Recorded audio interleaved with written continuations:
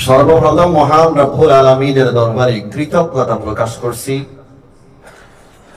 যিনি আমাদেরকে কোটি কোটি মানুষ থেকে বাছাই করে যশোর জেলা ফতোয়া বোর্ডের উদ্যোগে আয়োজিত আজকের এই দ্বীনি মজলিসে সমবেত হওয়ার তৌফিক দান করেছে। তাই মওলার দরবারে, মাহমুদে হাকিকের দরবারে মন খুলে প্রাণ ভরে একবার কালিমাতু শুকর আদায় করি, আলহামদুলিল্লাহ। মাহফিল পরিচালনা কমিটির পক্ষ থেকে আমাকে একটি বিষয় দেওয়া হয়েছে আলোচনা করার জন্য।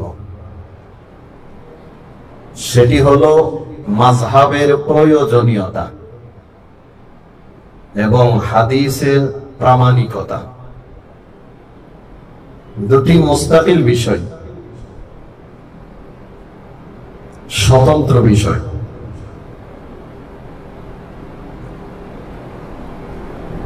দালায়েল প্রমাণ সহ এই আলোচনাগুলো করতে গেলে দীর্ঘ সময়ের প্রয়োজন। এরপরেও নির্ধারিত সময়ের ভিতরে আমি কিছুটা হলেও আপনাদেরকে ধারণা দেওয়ার চেষ্টা করবো। ওমা তাওফীকি ইল্লা বিল্লাহ। এই দুটি বিষয় খুবই গুরুত্বপূর্ণ, বিশেষ করে বর্তমান সময়। প্রথমে মাযহাব নিয়ে আমি আপনাদের সামনে আলোচনা পেশ করব যে মাযহাব কাকে বলে, কেন মাযহাব মানতে হবে, আর মাযহাব মানার কথা কোরআন সুন্নাতে আছে কিনা। যারা মাযহাব মানে না, কোন কোন এলাকায় তাদের নাম হলো লা মাযহাবী, আর কোন কোন এলাকায় তাদের নাম হলো গায়রে মুকাল্লিদ, আবার কোন কোন এলাকায় তাদের নাম হলো আহলে হাদিস। তাদের একাধিক নাম, যেই জায়গায় যেই নাম চলে সেই জায়গায় সেই নাম ব্যবহার করে তারা। মাযহাবের পরিচয় আপনাদের সামনে তুলে ধরার পূর্বে সংক্ষিপ্ত কিছু কথা আমি আপনাদের সামনে পেশ করতে চাই। সেই কথা হলো উম্মাহ এবং সুন্নাহ উভয়টাকে একসাথে নিয়ে পৃথিবীতে চলতে হবে। সুন্নাহ এবং উম্মাহ উভয়কে একসাথে নিয়ে চলতে হবে। সুন্নাহ হলো আমাদের জীবন ব্যবস্থা, সুন্নাহ হলো আমাদের রেফারেন্স। উম্মতকে একসাথে নিয়ে চলার অর্থ হলো পৃথিবীর কোন অঞ্চলে যদি শরীয়তের কোন একটা বিধান চালু থাকে, পৃথিবীর কোন অঞ্চলে শরীয়তের কোন একটা বিধান যদি কি থাকে, চালু থাকে, সেই বিধানের সপক্ষে যদি শক্তিশালী দলিল থাকে, তখন সেই অঞ্চলে বিপরীতমুখী আরেকটা বিধান চালু করে ফিতনা সৃষ্টি করা পুরো অবস্থাতেই কাম্য নয়। আমি কথাটা আবার বলছি, এই পৃথিবীতে সুন্নাহ এবং উম্মাহকে একসাথে নিয়ে চলতে হবে। এর অর্থ হলো পৃথিবীর কোন অঞ্চলে যদি কোন একটি বিধান চালু থাকে, সেই বিধানের সপক্ষে যদি শক্তিশালী দলিল থাকে। আমি শক্তিশালী শব্দটা এজন্য বলেছি যে আমাদের বাংলাদেশে শরীয়তের অনেক বিধান মানুষ শরীয়ত বলে চালিয়ে দিয়ে থাকে, কিন্তু তার সপক্ষে শক্তিশালী কোন দলিল। যেমন বেরিলভি যারা আছে, বেদাতি যারা আছে, তারা কিয়াম করে, জানি না আপনাদের যশোরে আছে কিনা, কিয়াম করে তারা, এটাকে তারা শরীয়ত বলে। উলামায়ে দেওবন্দ, হাক্কানি উলামায়ে কেরাম যারা আছে, তারা কি এটাকে শরীয়ত বলে? না, এটাকে বেদাত বলে।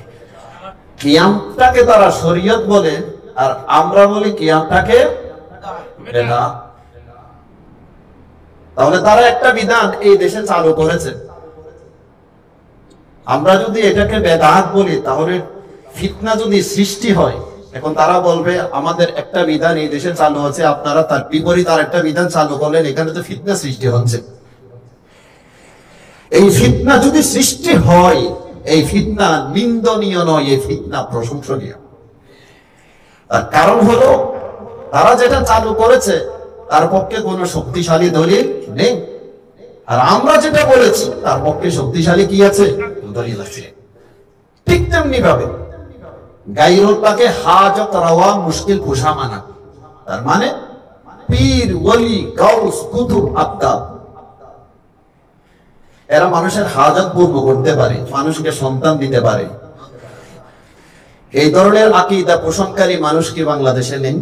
আছে। কিন্তু আমাদের আকীদা কি সেটি? না। আমরা বলি সবকিছু দেওয়ার মালিক আল্লাহ। ইয়্যাকা না'বুদু ওয়া ইয়্যাকা নাস্তাঈন। হে আল্লাহ, আমরা আপনারই ইবাদত করি, আপনার কাছেই সাহায্য চাই। সাহায্যের মালিক কে? আল্লাহ। হাদিসে আছে রাসূল সাল্লাল্লাহু আলাইহি ওয়াসাল্লাম ইরশাদ করেছেন, ইযা সাআলতা ফাসআলিল্লাহ ওয়া ইযা ইসতাআনতা ফাসতাঈন বিল্লাহ। যখন তুমি চাইবে আল্লাহর কাছে চাও, যখন তোমার সাহায্য প্রয়োজন হবে কার কাছে সাহায্য চাও? আল্লাহর কাছে সাহায্য চাও। তাহলে বেরিলভি বেদাতি যারা আছে তারা এই সমাজের মধ্যে একটা বেদাত চালু করেছে শরীয়ত বলে, কিন্তু তার সপক্ষে শক্তিশালী কোনো দলিল আছে? নেই। হ্যাঁ, তারা তার দাবির সপক্ষে একটা দলিল দিয়ে থাকে, সেটি হলো তারা বলে হাদিসে আছে আল্লাহ রাসূল সাল্লাল্লাহু আলাইহি ওয়াসাল্লাম ইরশাদ করেছেন, ইদা তাহাইয়াতুম ফিল উমুর ফাসতাঈনু বিআহলিল কুবুর। নবীজি নাকি বলেছেন, দুনিয়ার কোন বিষয়ে তোমরা যদি হতাশ হয়ে যাও, আউলিয়া কেরাম যারা আছে তাদের কাছে সাহায্য চাও। দুনিয়ার কোন বিষয়ে তোমরা যদি হতাশ পেয়ে যাও, আউলিয়া কেরাম যারা আছে, যারা কবরে শুয়ে রয়েছে, তাদের কাছে গিয়ে কি চাও? সাহায্য চাও। সেজন্য আমরা আউলিয়া কেরামের কবরে গিয়ে সাহায্য চাই, সন্তান চাই, এদেরকে মুশকিল কুশা হাজত রওয়া মনে করি, যেহেতু হাদিসে আছে। শুধু হাদিসে থাকলে হবে না, হাদিসে তার মান যাচাই করতে হবে, বাস্তবে এই হাদিসটি আল্লাহ রাসূল বলেছে কিনা। শাইখুল ইসলাম আল্লামা ইবনে তাইমিয়া রাহমাতুল্লাহি আলাইহি কিতাব রচনা করেছেন ইকতিজাউস সিরাতিল মুস্তাকিম। ওই কিতাবের মধ্যে সুস্পষ্ট ভাষায় বলেছে এই হাদিসটি হলো জাল হাদিস। ফাহাদা কালামুন মাওযুউন মুখতারাকুন বিত্তিফাকিল উলামা। সমস্ত উলামায়ে কেরামের ঐক্যমত হলো ইযা তাহাজ্জাতুম ফিল উমুর ফাসতাঈনু বিআহলিল কুবুর। এটি মুহাম্মদুর রাসূলুল্লাহর হাদিস নয়, এটি হলো দাজ্জালের হাদিস, কাযযাবের হাদিস, মিথ্যুকদের হাদিস। আর জাল হাদিস দ্বারা শরীয়তের কোনো বিধান সাব্যস্ত হয় না। সুতরাং এই হাদিস দিয়ে গায়রুল্লাহর কাছে সাহায্য চাওয়ার বিধানও কি হবে না? সাব্যস্ত। এবার মূল কথায় ফিরে আসি। পৃথিবীর কোন অঞ্চলে শরীয়তের কোন একটি বিধান যদি চালু থাকে, সেই বিধানের পক্ষে যদি শক্তিশালী দলিল থাকে, ভিন্ন আরেকটি বিধান সেই অঞ্চলে চালু করে ফিতনা সৃষ্টি করা কোন অবস্থাতে উচিত নয়। এইটাই হলো সুন্নাহ এবং উম্মাহকে একসাথে নিয়ে চলার অর্থ। আমি যে কথাটা বলেছি, এই কথার রেফারেন্সে আমি সৌদি আরবের গ্র্যান্ড ইমাম বিন বাজের নাম শুনেছেন আপনারা? উনি কি দারুল উলুম দেওবন্দের ছাত্র না হাটাজারি মাদ্রাসার ছাত্র না আপনাদের ঘরানার মানুষ? বিন বাজ আপনাদের ঘরানার মানুষ। আপনাদের মানে যারা মাযহাব মানে না, তাদের এই ঘরানার কি মানুষ। উনি বলেন, ওনার কাছে কেউ জিজ্ঞাসা করেছে যে হযরত, উচ্চস্বরে আমিন না বলা নামাজে, রফউল ইয়াদাইন না করা, হাত উঠানো নামানো, রফউল ইয়াদাইন না করা, উচ্চস্বরে আমিন না বলা, এটি কি জায়েজ আছে? কি বললাম? উচ্চস্বরে আমিন না বলা, রফউল ইয়াদাইন না করা, এটি কি জায়েজ আছে? এই প্রশ্ন করেছিল কোন এক ব্যক্তি কার কাছে? সৌদি আরবের গ্র্যান্ড মুফতি বিন বাজের কাছে রাহিমাহুল্লাহ তাআলা। তখন উনি উত্তর দিয়েছে, না, জায়েজ আছে। উচ্চস্বরে আমিন না বলা জায়েজ আছে। রফেয়া দাইন না করা জায়েজ আছে। কোথায়? উনি বলেন ইযা কানা বাইনা উনাসিন লা ইয়ারফাউনা ওয়া লা ইয়াজহারুনা বিত্তাআমিন, কোন অঞ্চলে যদি মানুষ রফেয়া দাইন না করে, উচ্চস্বরে যদি আমিন না বলে, কোন অঞ্চলে মানুষ যদি রফেয়া দাইন না করে, উচ্চস্বরে যদি আমিন না বলুন তো, আমাদের বাংলাদেশের মানুষ কি রফেয়া দাইন করে? না। উচ্চস্বরে আমিন বলে? বলে না। কোন অঞ্চলে যদি মানুষ রফেয়া দাইন না করে, উচ্চস্বরে যদি আমিন না বলে, ফাল আউলা আল্লাহ ইউফআলা, উত্তম হলো এই কাজগুলো সেই অঞ্চলে না করা। উত্তম হলো এই কাজগুলো সেই অঞ্চলে না করা, রফেয়া দাইন না করা, উচ্চস্বরে আমিন না বলেন। কেন? উনি বলেন তা'লিফান লিকুলুবিহিম, মানুষের মাঝে যেন একতা থাকে, ঐক্য যেন বিনষ্ট না হয়। মানুষের মাঝে যেন একতা থাকে, ঐক্য যেন বিনষ্ট না। এই কথাটা কোথায় লেখা আছে? মুজমু ফাতাওয়া লিশাইখ বিন বাজ, 29 নম্বর খণ্ড, 274 নম্বর পেশি। সাথে সাথে উনি আরেকটা কথা বলেছেন, উচ্চস্বরে আমিন বলা, নিম্ন স্বরে আমিন বলা, উভয়টার পক্ষে হাদিস আছে, উভয়টার পক্ষে হাদিস আছে। তাই উচ্চস্বরে আমিন বলাও মুস্তাহাব, উনি বলেন উচ্চস্বরে আমিন বলাও মুস্তাহাব, না বলাও মুস্তাহাব। নিম্ন স্বরে আমিন বলাও মুস্তাহাব, উচ্চস্বরে আমিন বলাও মুস্তাহাব। কে বলেছে? বিন বাজ। এরপর তিনি বলেন ওহু শাকলুল মুস্তাহাব, জোরে আমিন বলা এটা কি? একটা মুস্তাহাব কাজ। ওয়ায়াকুনু তারকুহু আমরান মুস্তাহাব্বান, উচ্চস্বরে আমিন ছেড়ে দেওয়া, তার মানে নিম্ন স্বরে আমিন বলা এটাও মুস্তাহাব কাজ। এটাও জোরে আমিন বলাও মুস্তাহাব, আস্তে আমিন বলাও মুস্তাহাব, উনি বলেছেন।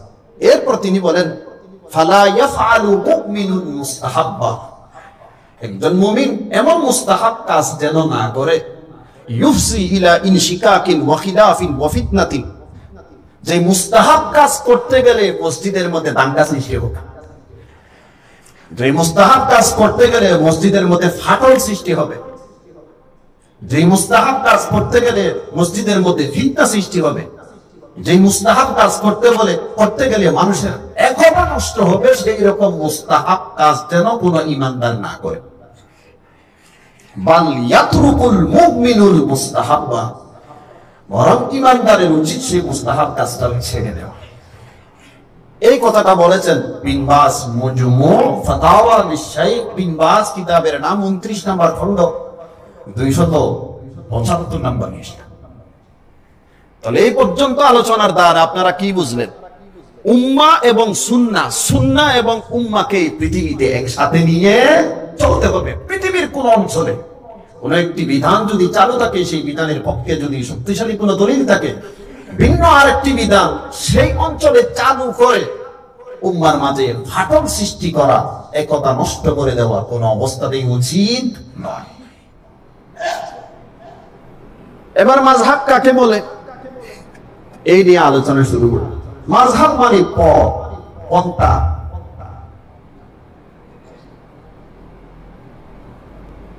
শরীয়তের বিধান মধ্যে মাযহাব বলা হয়, বা শরীয়ী পরিভাষায় মাযহাব বলা হয় শরীয়তের কোন বিধানের ক্ষেত্রে ভিন্ন ভিন্ন মত দেখা দিলে এক একটা মতকে এক একটা মাযহাব বলা হয়। শরীয়তের বিধানের ক্ষেত্রে ভিন্ন ভিন্ন মত দেখা দিলে এক একটা মতকে এক একটা মাযহাব বলা। বিষয়টা আরেকটু স্পষ্ট করতে গেলে কিছু পরিভাষা সম্পর্কে আমাদের পরিচিতি লাভ করতে হবে। যেমন ইজতিহাদ কাকে বলে, মুজতাহিদ কাকে বলে, এই দুটি শব্দ বুঝলে মাযহাব শব্দের অর্থ বোঝা আমাদের জন্য সহজ হয়ে যাবে। ইজতিহাদ শব্দের অর্থ হলো উদ্দিষ্ট লক্ষ্যে পৌঁছার জন্য বা উদ্দিষ্ট লক্ষ্য অর্জনের জন্য যথাসাধ্য পরিশ্রম করা। উদ্দিষ্ট লক্ষ্য অর্জনের জন্য যথাসাধ্য পরিশ্রম করা, এটি হলো শাব্দিক অর্থ কোন শব্দের? ইজতিহাদ শব্দ। আর শরীয়তের পরিভাষা ইজতিহাদ বলা হয়।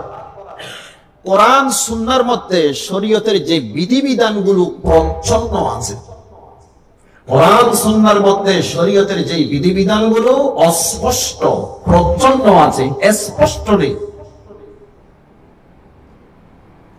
চিন্তা গবেষণার মাধ্যমে সেই বিধানগুলোকে আহরণ করার নাম হলো ইজতিহাদ।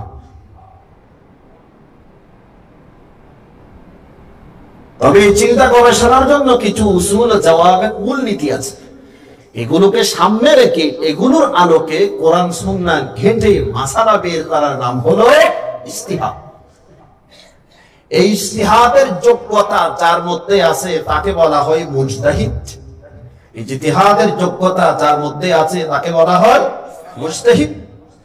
মুজতাহিদ ইজতিহাদের আলোকে কোরআন সুন্নাহ ঘেঁটে যে মাসালাগুলো বের করেছে, সেই মাসালাই যদি ভিন্ন ভিন্ন মত দেখা দেয়, এক একটা মতকে এক একটা মাযহাব বলা, এক একটা মতকে এক একটা মাযহাব বলা।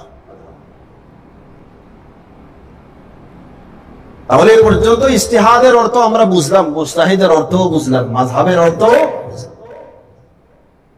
আর শরীয়তের কোন বিধান যদি কোরআন সুন্নাতে স্পষ্ট না থাকে, অস্পষ্ট যদি থাকে, ইজতিহাদের মাধ্যমে মাসালা বের করার বিধান বা মাসালা বের করার অনুমতি আমাদের নবী মুহাম্মদ রাসূলুল্লাহ সাল্লাল্লাহু আলাইহি ওয়াসাল্লাম দিয়েছেন। দলিল সাহাবী রাসূল হযরত মুআজ ইবনে জাবাল রাদিয়াল্লাহু তাআলা আনহু নাম শুনেছেন? আল্লাহর রাসূলের সাহাবী। আমরা অনেক সময় নিজেদের সন্তানের নাম রাখি মুআজ, কিন্তু নাম তো শুদ্ধ করে রাখি না, নাম রাখি মাআজ। মাআজ না, শব্দটা হলো কি মুআজ। মুআজ ইবনে জাবাল রাদিয়াল্লাহু তাআলা আনহুকে আল্লাহর রাসূল সাল্লাল্লাহু আলাইহি ওয়াসাল্লাম যখন ইয়ামান পাঠিয়েছিলেন, তখন মুআজকে বলেছিলেন, হে মুআজ, তুমি তো ইয়ামান যাচ্ছ মানুষদেরকে দ্বীনে তালিম দেওয়ার জন্য, কোন সমস্যা যদি তোমার সম্মুখীন হয় তার সমাধান কিভাবে দিবে?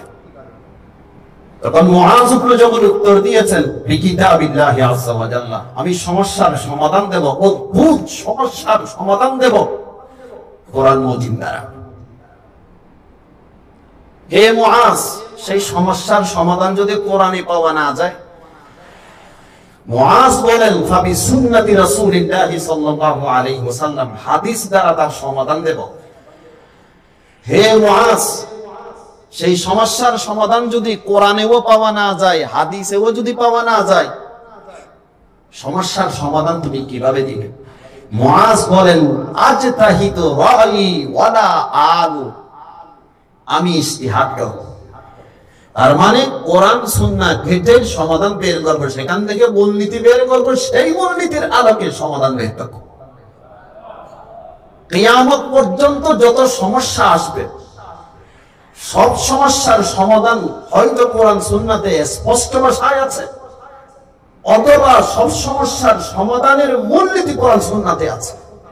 এই মূলনীতির আলোকে কিয়ামত পর্যন্ত যত সমস্যা আসবে, সব সমস্যার সমাধান করা সম্ভব। হযরত মুআজ বলেন, আজতাকিদু রাই ওয়ালা আলু, ইয়া রাসূলুল্লাহ, আমি ইজতিহাদ করব, সত্য সন্ধানে আমি ত্রুটি করব না, সত্য সন্ধানে আমি ত্রুটি করব না। আল্লাহ রাসূল কি বলেছে? না না, ইজতিহাদ করা যাবে না, ইজতিহাদ করা যাবে না, এরকম কি বলেছে? বলেন, কি বলেছে? ফাদারা রাসূলুল্লাহ সাল্লাল্লাহু আলাইহি ওয়াসাল্লাম সাদরাহু, এই কথা শোনার পর খুশি হয়ে আল্লাহ রাসূল সাল্লাল্লাহু আলাইহি ওয়াসাল্লাম মুআজ ইবনে জাবালের সিনা মোবারকে একটু প্রহার করেছে, এমনি করে প্রহার করে বলেন, আলহামদুলিল্লাহিল্লাযী ওয়াফফাকা রাসূলিল্লাহ লিমা ইয়ারদা রাসূলুল্লাহ, সমস্ত প্রশংসা সেই আল্লাহর জন্য যিনি রাসূলুল্লাহর দূতকে রাসূলুল্লাহর সন্তুষ্টি মোতাবেক কথা বলার তৌফিক দান করেছে। সমস্ত প্রশংসা সেই আল্লাহর জন্য যিনি রাসূলুল্লাহর দূতকে, দূত মানে মুআজ, যিনি রাসূলুল্লাহর দূতকে রাসূলুল্লাহর সন্তুষ্টি মোতাবেক কথা বলার তৌফিক দান করেছে। আল্লাহ রাসূল ইজতিহাদ করতে বলেছে কিনা? বলেছে। তাহলে কোরআন সুন্নাতে শরীয়তের কোনো বিধান যদি স্পষ্ট ভাষায় যদি না থাকে, উসুল ও জাওয়াবিতকে সামনে রেখে মূলনীতি যেগুলো আছে কোরআন সুন্নাহ থেকে, যে মূলনীতিগুলো উলামায়ে কেরাম বের করেছেন, সেগুলোর আলোকে সমস্যার সমাধান দেওয়া এটা জায়েজ। এবং আল্লাহ রাসূল সাল্লাল্লাহু আলাইহি ওয়াসাল্লাম মুআয ইবনে জাবালকে এর অনুমতি দিয়েছেন। এবার আসি, মাযহাব মানা এটা মানুষের একটা স্বভাবজাত বিষয়। কারণ দুনিয়ার সব বিষয়ে যে জানে না, সে যে জানে তার কাছে জিজ্ঞাসা করে আমল করে থাকে। একজন ব্যক্তি ভালো মতো রান্না জানে না, সে কি বই পড়ে পড়ে রান্না শিখে? না, ভালো একজন বাবুর্চি সমস্যা অর্জন করে তার কাছ থেকেই রান্না শিখে। কথা ঠিক কিনা? একজন ব্যক্তি গাড়ি চালাইতে জানে না, সে কি বই পড়ে পড়ে ড্রাইভিং শিখে? না, বরং একজন ভালো চালকের সমস্যা অর্জন করে তার কাছ থেকেই শিখে। ঠিক তেমনি ভাবে মাযহাব মানার অর্থ হলো, আমরা যারা কোরআন হাদিস বুঝি না, কোরআন সুন্নাহ থেকে শরীয়তের বিধান বের করার যোগ্যতা যাদের নেই, কোরআন সুন্নাহ থেকে শরীয়তের বিধান বের করার যোগ্যতা যাদের নেই, তারা যাদের যোগ্যতা আছে তাদের ব্যাখ্যা অনুযায়ী কোরআন হাদিসকে মানার নাম হলো মাযহাব মানা। শরীয়তের বিধিবিধান কোরআন সুন্নাহ থেকে বের করার যোগ্যতা যাদের নেই, এরা যাদের যোগ্যতা আছে, আবু হানিফার যোগ্যতা আছে, ইমাম মালিকের যোগ্যতা আছে, ইমাম শাফিঈর যোগ্যতা আছে, ইমাম আহমদ ইবনে হাম্বলের যোগ্যতা আছে, যাদের যোগ্যতা আছে তাদের যোগ্যতাকে সামনে নিয়ে বা তাদের যোগ্যতার উপর আস্থা রেখে তাদের ব্যাখ্যা অনুযায়ী কোরআন হাদিসকে মানার নাম হলো মাযহাব মানা। এখন অনেকে বলে, হুজুর মাযহাব মানা হলো শিরক। মাযহাব মানা হলো শিরক, কারণ শরীয়ত বানানে ওয়ালা হলেন একজন, তিনি কে? আল্লাহ।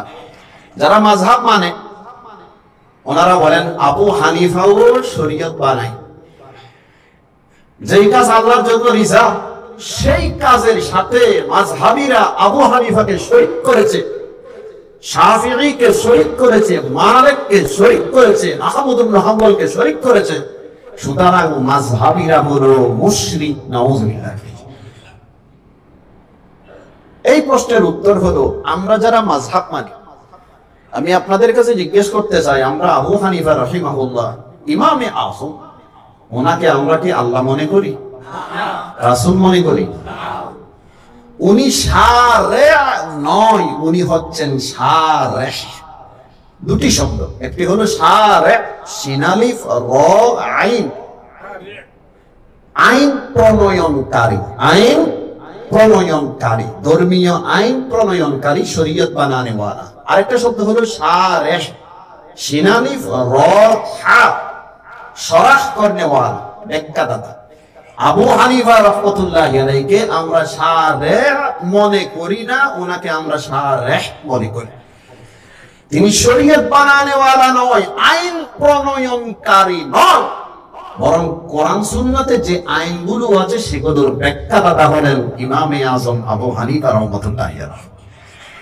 আমরা যারা আবু হানিফার মুকাল্লিদ, আমরা যারা আবু হানিফার অনুসারী হওয়ার অর্থ হলো, ইমামে আযম আবু হানিফা রাহমাতুল্লাহি আলাইহি কোরআন হাদিসের যেইভাবে ব্যাখ্যা করেছেন সেই ব্যাখ্যা অনুযায়ী আমরা কোরআন হাদিসকে মানি।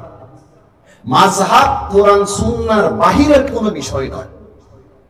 তারা মাযহাব মানে না, তারা পাবলিকদেরকে বোঝায় যে কোরআন হাদিস এক জিনিস, মাযহাব আরেক জিনিস। মাযহাব কি? আরেক জিনিস। মাযহাব কি কোরআন হাদিসের বাহিরের বিষয়? না, মাযহাব কোরআন হাদিসের বাহিরের বিষয় নয়। কোরআন হাদিসের খুলাসা নির্যাস হলো মাযহাব। কোরআন হাদিসের খুলাসা নির্যাস হলো মাযহাব। আমরা যারা ইমামে আযম আবু হানিফা রাহমাতুল্লাহি আলাইহিকে মানি, ওনার মুকাল্লিদ, ওনার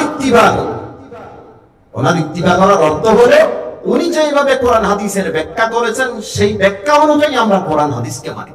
যারা ইমাম শাফিঈ রাহমাতুল্লাহি আলাইহির মুকাল্লিদ, ওনারা ইমাম শাফিঈ রাহমাতুল্লাহি আলাইহিকে আইন প্রণয়নকারী মনে করেন না, বরং ইমাম শাফিঈ রাহমাতুল্লাহি আলাইহি কোরআন হাদিসের যেভাবে ব্যাখ্যা করেছে সেই ব্যাখ্যা অনুযায়ী তারা কোরআন হাদিসের উপর আমল করেন। যারা ইমাম মালিক রাহমাতুল্লাহি আলাইহির মুকাল্লিদ, যারা ইমাম আহমদ ইবনে হাম্বল রাহমাতুল্লাহি আলাইহির মুকাল্লিদ, তারা ইমাম মালিক এবং ইমাম আহমদ ইবনে হাম্বল রাহিমাহুমাল্লাহ, এরা দুইজনকে তারা আল্লাহ মনে করেন না, আইন প্রণয়নকারী মনে করেন না, বরং এরা দুজন কোরআন হাদিসের যেভাবে ব্যাখ্যা করেছে সেই ব্যাখ্যা অনুযায়ী অনুসারীরা কোরআন হাদিসের উপরেই আমল করে। আমরা যারা আবু হানিফার মুকাল্লিদ, আমরা আবু হানিফার ব্যাখ্যা অনুযায়ী কিসের উপর আমল করি? কোরআন সুন্নাহর উপর। এটা হলো মাযহাব শব্দের খোলাসা, এটা হলো মাযহাব শব্দের নির্যাস। এখন আমাদের কিছু ভাইরা প্রশ্ন করেন, কই হুজুর কোরআন হাদিস তো বাংলা হয়ে গেছে, কোরআন হাদিস কি হয়ে গেছে? বাংলা হয়ে গেছে, এত মাযহাব মানার দরকারটা কি? হুজুরদের কাছে আর যাওয়ার দরকার নেই। এখন আমাদের সমাজে যারা যুবক আছে তাদের সবচেয়ে বড় মুফতির নাম হলো মুফতি ফেসবুক। তাদের সবচেয়ে বড় মুফতির নাম হলো মুফতি ফেসবুক। কোরআন হাদিস বাংলা হয়ে গেছে, মাযহাব মানার দরকারটা কি? বাংলা পড়ে পড়ে সেখানে যেরকম আছে সেরকমই কি করব? আমল করব। এই প্রশ্নের উত্তর বুঝার আগে একটা ছোট্ট ভূমিকা আপনাদের বুঝতে হবে। আপনারা কি বিরক্ত হচ্ছেন? কথাগুলো খুবই গুরুত্বপূর্ণ, আবার সবসময় আলোচনাও হয় না, সেজন্য আপনাদের যেরকম বুঝতে কষ্ট হবে আমারও একটু বুঝাইতে কি হবে, কষ্ট হবে। ধৈর্য ধারণ করে যদি বসেন অনেক লাভবান হবে। আল্লাহ তৌফিক দান করেন, আমিন। এক হাদিসে আছে জনাবে মুহাম্মদ রাসূলুল্লাহ সাল্লাল্লাহু আলাইহি ওয়াসাল্লামের ইরশাদ করেছেন, قال رسول الله صلى الله عليه وسلم من علق تميمة فقد أشرك أو كما قال النبي عليه الصلاة والسلام। আল্লাহ রাসূল বলেন, যে ব্যক্তি তাবিজ ঝুলাইলো সে ব্যক্তি শিরক গুনাহ করেছে। যে ব্যক্তি তাবিজ ঝুলাইলো সে ব্যক্তি কি করেছে? শিরক গুনাহ করেছে। এখন আপনারা বলবেন, হুজুর তাহলে আপনারা তাবিজ দেন কেন? তাবিজ কারা দেন? হুজুররা দেন। তাহলে আপনারা শিরক গুনাহ করেছেন? এই হাদিসটি কিন্তু বিশুদ্ধ হাদিস। তাবিজ ঝুলাইলে যদি শিরক হয় তাহলে আপনারা তাবিজ দেন কেন? আপনাদের দেওয়াটা যদি শুদ্ধ হয় তাহলে আল্লাহ রাসূল যে শিরক বলেছে এর অর্থ কি? আর রাসূলুল্লাহ যে শিরক বলেছে সেটা যদি বিশুদ্ধ হয় তাহলে আপনারা তাবিজ দেন কেন? এই হলো এই হাদিসের বাংলা অর্থ দেখে এক ব্যক্তি একজনের গলায় একটা তাবিজ দেখেছে, সাথে সাথে টান দিয়ে ছিঁড়ে ফেলেছে আর বলছে তুই মুশরিক। কারণ হাদিসে আছে যে তাবিজ ঝুলাইলে সে কি করেছেন? শিরক করেছে। আরেক ব্যক্তির হাতে তাবিজ দেখেছে, টান দিয়ে ছিঁড়ে ফেলেছে আর বলছে তুই মুশরিক। অথচ হাদিসের ব্যাখ্যা হলো, একটা হলো শাব্দিক অর্থ আর একটা হলো ব্যাখ্যা। শাব্দিক অর্থ এক জিনিস, ব্যাখ্যা আরেক। হাদিসের ব্যাখ্যা হলো কোন মানুষ যদি আল্লাহকে বাদ দিয়ে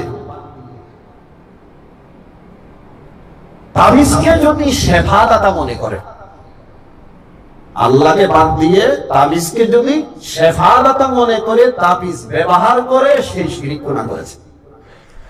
কিন্তু কোন ব্যক্তি আল্লাহর উপর আস্থা রেখে শেফাদাতা আল্লাহ, কিন্তু তাবিজকে যদি ওসিলা হিসেবে ব্যবহার করে, এতে কোনো অসুবিধা নেই, এতে কোনো অসুবিধা নেই। এটা হলো হাদিসের ব্যাখ্যা, এটা হলো হাদিসের ব্যাখ্যা।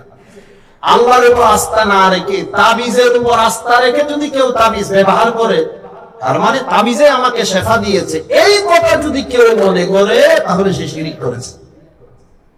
তার কারণ হলো শেফাদাতাকে, তার অন্তরে আল্লাহর উপর আস্থা নেই, তার অন্তরে আস্থা হলো তাবিজের উপর, সেজন্য সে শিরক করেছে। হ্যাঁ, কেউ যদি আল্লাহর উপর আস্থা রেখে তাবিজকে যদি ওসিলা হিসেবে ব্যবহার করে, মুহাদ্দিসিনে কেরাম বলেছেন এতে কোনো অসুবিধা নেই। যেমন আপনি যদি অসুস্থ হন, ডাক্তারের কাছে যান, ডাক্তার প্রেসক্রিপশন লিখে দেন, আপনি ওষুধের দোকানে গিয়ে প্রেসক্রিপশন অনুযায়ী ওষুধ কিনেন। আপনি কি ঔষধকে শেফাদাতা মনে করেন? কাকে মনে করেন শেফাদাতা? আল্লাহ। ঔষধ হলো ওসিলা, তাহলে ঔষধ খাওয়া কি শিরিক? ঔষধ খাওয়া কি শিরিক? তবে কেউ যদি আল্লাহকে সেবাদাতা মনে না করে, ঔষধকে যদি সেবাদাতা মনে করে যে এই ঔষধের কারণে আমি কি হয়ে গেছি, ভালো হয়ে, কিসের আল্লাহ টাল্লাহ, এমনটা যদি মনে করে, তাহলে সে শিরিক গুনাহ করেছে। তাহলে সে কি করেছে? শিরিক গুনাহ করেছে। তাহলে হাদিসে তো বলেছে, মানে আল্লাহ তামিমাতান ফাকাদ আশরাকা, যে ব্যক্তি তাবিজ ঝুলাইলো সে শিরিক গুনাহ করলো। এর অর্থ হলো আল্লাহর উপর আস্থা না রেখে তাবিজের উপর আস্থা রেখে যদি কেউ তাবিজ ব্যবহার করে, তাহলে সে শিরিক করেছে। আল্লাহর উপর আস্থা রেখে যদি কেউ তাবিজকে ওসিলা হিসেবে যদি ব্যবহার করে, তাহলে এতে কোনো অসুবিধা। এটা আমার কথা নয়, ইমাম বাইহাকী রাহমাতুল্লাহি আলাইহি, ওনার হাদিসের এক বড় কিতাব আছে, তার নাম হলো আস-সুনানুল কুবরা, 9 নম্বর খণ্ড 588 নম্বর পৃষ্ঠা। স্পষ্ট ভাষায় এই কথাটা লেখা আছে। একই কথা বলেছেন নুখাবুল আফকার ফি শারহি মাআনিল আসার নামক কিতাবের মধ্যে ইমাম বদরুদ্দিন আইনি রাহমাতুল্লাহি আলাইহি, 14 নম্বর খণ্ড 183 নম্বর পৃষ্ঠা। একই কথা লিখেছেন ইমাম ইবনুল মুলাক্কিন রাহমাতুল্লাহি আলাইহি, আত-তাওজি লিশারহিল জামি'আস সহিহ, বুখারী শরীফের ব্যাখ্যা আত-তাওজি। লেখকের নাম ইমাম ইবনুল মুলাক্কিন রাহমাতুল্লাহি আলাইহি, 18 নম্বর খণ্ড 156 নম্বর পৃষ্ঠাতে লিখেছেন। একই কথা বলেছেন হাদিস জগতের সম্রাট বুখারী শরীফের ব্যাখ্যাকারী ইমাম ইবনে হাজার আসকালানী রাহমাতুল্লাহি আলাইহি, ফাতহুল বারী নামক কিতাবে 6 নম্বর খণ্ড 142 নম্বর পৃষ্ঠা। তিনি বলেন যে তাবিজগুলোর মধ্যে দোয়া আছে, কোরআনের আয়াত আছে, কেউ যদি বরকতের জন্য এগুলো ব্যবহার করে, আল্লাহকে শেফাদাতা মনে করে, তাহলে এই তাবিজ ব্যবহার করাতে কোনো অসুবিধা নেই। এটা হলো হাদিসের ব্যাখ্যা। এবার আপনি বলুন, একজন ব্যক্তি বাংলা অনুবাদ দেখে আপনার গলায় যখন তাবিজ দেখেছে, আপনাকে মুশরিক ফতোয়া দিয়েছে, যে হাদিসের সহিহ ব্যাখ্যা বুঝেছে না অপব্যাখ্যা বুঝেছে? অপব্যাখ্যা। এই অপব্যাখ্যা কেন বুঝেছে? সে নিজে নিজে মুফতি হওয়ার কারণে, নিজে নিজে মুফতি হওয়ার কারণে, নিজে নিজে বাংলা অনুবাদ পড়ে পড়ে মুফতি হওয়ার কারণ। সে যদি উলামায়ে কেরামের শরণাপন্ন হতো, আকাবেরদের যদি শরণাপন্ন যদি হতো, মাযহাব যদি সে মানত, উলামায়ে কেরামের ব্যাখ্যা যদি সে মানত, তাহলে সে এই অপব্যাখ্যার শিকার হতেন না। সেজন্য সুস্পষ্ট ভাষায় বলে দিতে চান, যারা নিজে নিজে বাংলা অনুবাদ পড়ে পড়ে কোরআন হাদিসের উপর আমল করতে চায়, তারা এই ধরনের পদস্খলন 1-2 জায়গায় নয়, অনেক অনেক জায়গাতে হচ্ছে। কথা ঠিক কিনা? আল্লাহ সবাইকে বোঝার তৌফিক দান করেন, আমিন। এরপর আরেকটা কথা হচ্ছে, ইসলাম তো এক, মাযহাব 4 কেন? ইসলাম তো এক, মাযহাব 4 কেন? এই প্রশ্নের জবাব আপনাদের সামনে যদি আমি দিতে যাই, তাও একটা ভূমিকা আপনাদের সামনে পেশ করার প্রয়োজন আছে।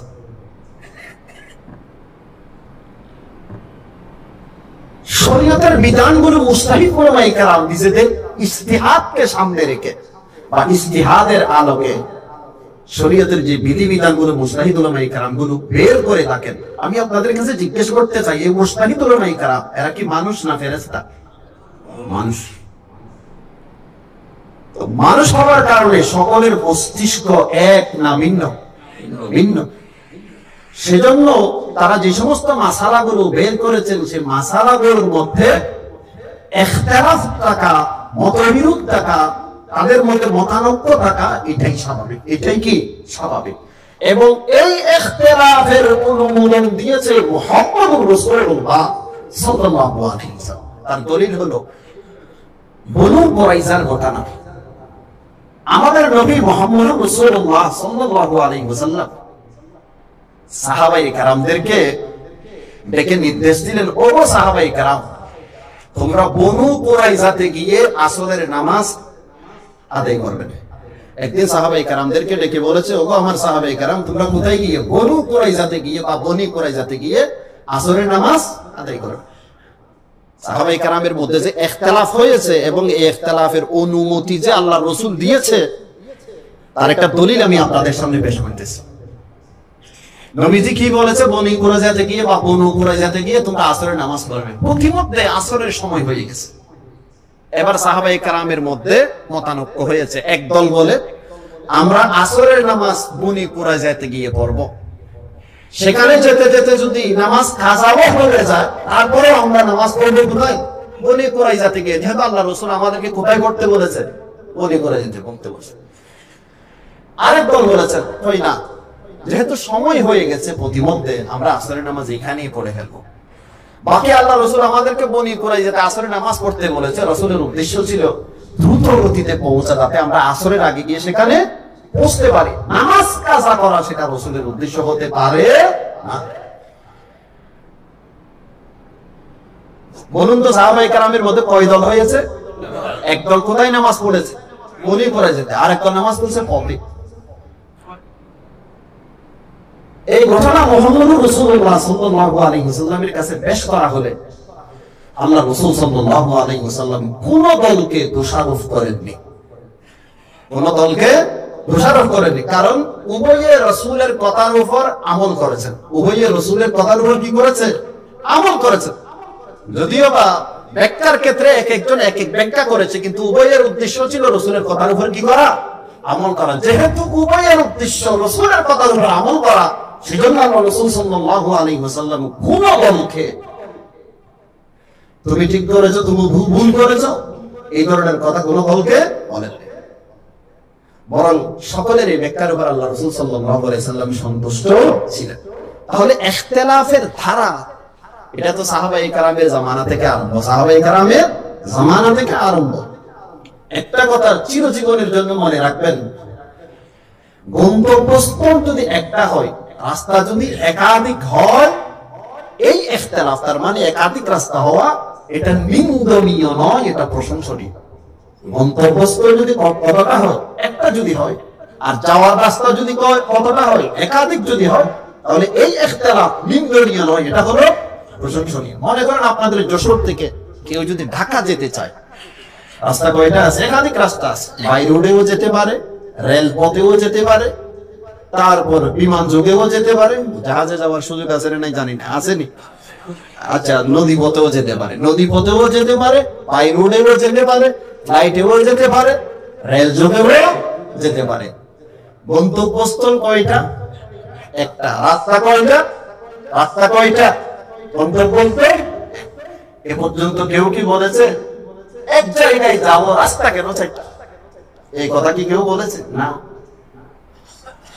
গন্তব্যস্থল যদি এক হয়, রাস্তা যদি চার হয়, এই ইখতিলাফ নিন্দনীয় নয়। ঠিক সেই রকম ইমামে আযম আবু হানিফা, ইমাম মালিক, ইমাম শাফি, ইমাম আহমদ ইবনে হাম্বল, চারো ইমামের উদ্দেশ্য হলো একটা, কোরআন সুন্নাহর উপর আমল করা। যেহেতু উদ্দেশ্য একটা, গন্তব্যস্থল একটা, রাস্তা চার হলে এই ইখতিলাফ নিন্দনীয় নয়। এই ইখতিলাফ নিন্দনীয় নয়, এই ইখতিলাফ হলো প্রশংসনীয়। এবার আমাদের বুঝতে হবে মাযহাব মানার প্রয়োজন কেন? মাযহাব মানার প্রয়োজন কেন? এই বিষয়টা অনেকটা একটু ডিফিকাল্ট, খুব কঠিন। আমাদের একটু মন দিয়ে বুঝতে হবে।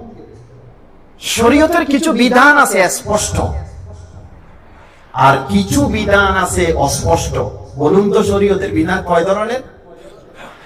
স্পষ্ট বিধান, আর কিছু আছে অস্পষ্ট বিধান।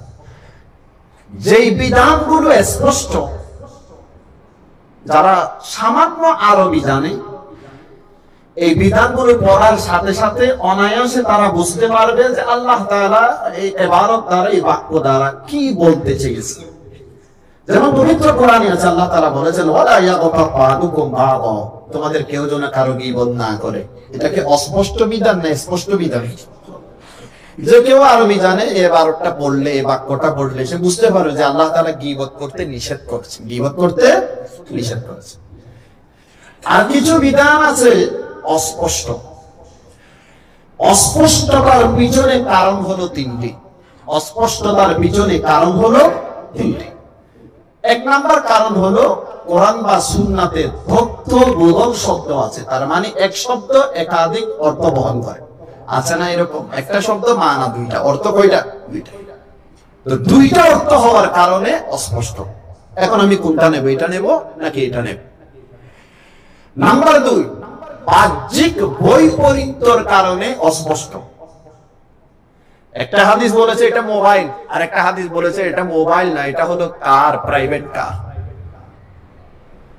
বাহ্যিক ভাবে দেখা যাচ্ছে যে এটার মাঝে কি আছে, বৈপরীত্য আছে, ইখতিলাফ আছে।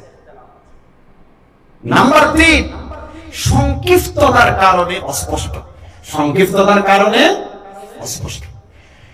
বলুন তো শরীয়তের বিধান কয় ধরনের? স্পষ্ট, অস্পষ্ট। স্পষ্ট বিধান যেগুলো আছে, যারা একটু আরবি জানে তারা পড়লে অনায়াসে বুঝতে পারে। আর অস্পষ্ট বিধান যেগুলো আছে, অস্পষ্টতার কারণ কতটি? 3টি। 1 নাম্বার, দ্বন্দ্ববোধক শব্দ থাকার কারণে অস্পষ্ট। 2 নাম্বার, বাহ্যিক বৈপরীত্যের কারণে অস্পষ্ট।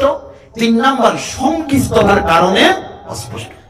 এবার আমি একটা একটা করে বুঝাই। প্রথম নাম্বার কি বলেছি? দ্বন্দ্ববোধক শব্দ থাকার কারণে অস্পষ্ট। যেমন পবিত্র কোরআনে আল্লাহ তাআলা বলেছেন, والمطلقات يتربصن بأنفسهن ثلاثة قروء। তালাক প্রাপ্তা নারীরা, যে নারীকে স্বামী কি দিয়েছে? তালাক দিয়েছে। তালাক প্রাপ্তা নারীরা 3 কুরু পর্যন্ত ইদ্দত পালন করবে। স্বামী যদি তালাক দিয়ে দেয়, সে 3 কুরু পর্যন্ত ইদ্দত পালন করবে। এখানে কুরু শব্দ যেটা আছে সেটার 2 অর্থ। এক অর্থ হলো পবিত্রতা, 2 ঋতুর মাঝখানে যে পবিত্রতা থাকে সেটাকে কি বলে? কুরু বলে। আরেক অর্থ হলো হাইজ, ঋতুস্রাব। তাহলে আয়াতের অর্থ কি হবে? তালাক প্রাপ্তা নারীরা, যদি আমরা কুরুর অর্থ হাইজ ধরি, অর্থ হবে তালাক প্রাপ্তা নারীরা 3 হাইজ পর্যন্ত ইদ্দত পালন করবে। আর যদি পবিত্রতা ধরা হয়, কুরুর ধরা হয়, তাহলে অর্থ হবে তালাক প্রাপ্তা নারীরা 3 পবিত্রতা পর্যন্ত ইদ্দত পালন করবে। এখন সাধারণ পাবলিক এখানে কোন অর্থ নিবে?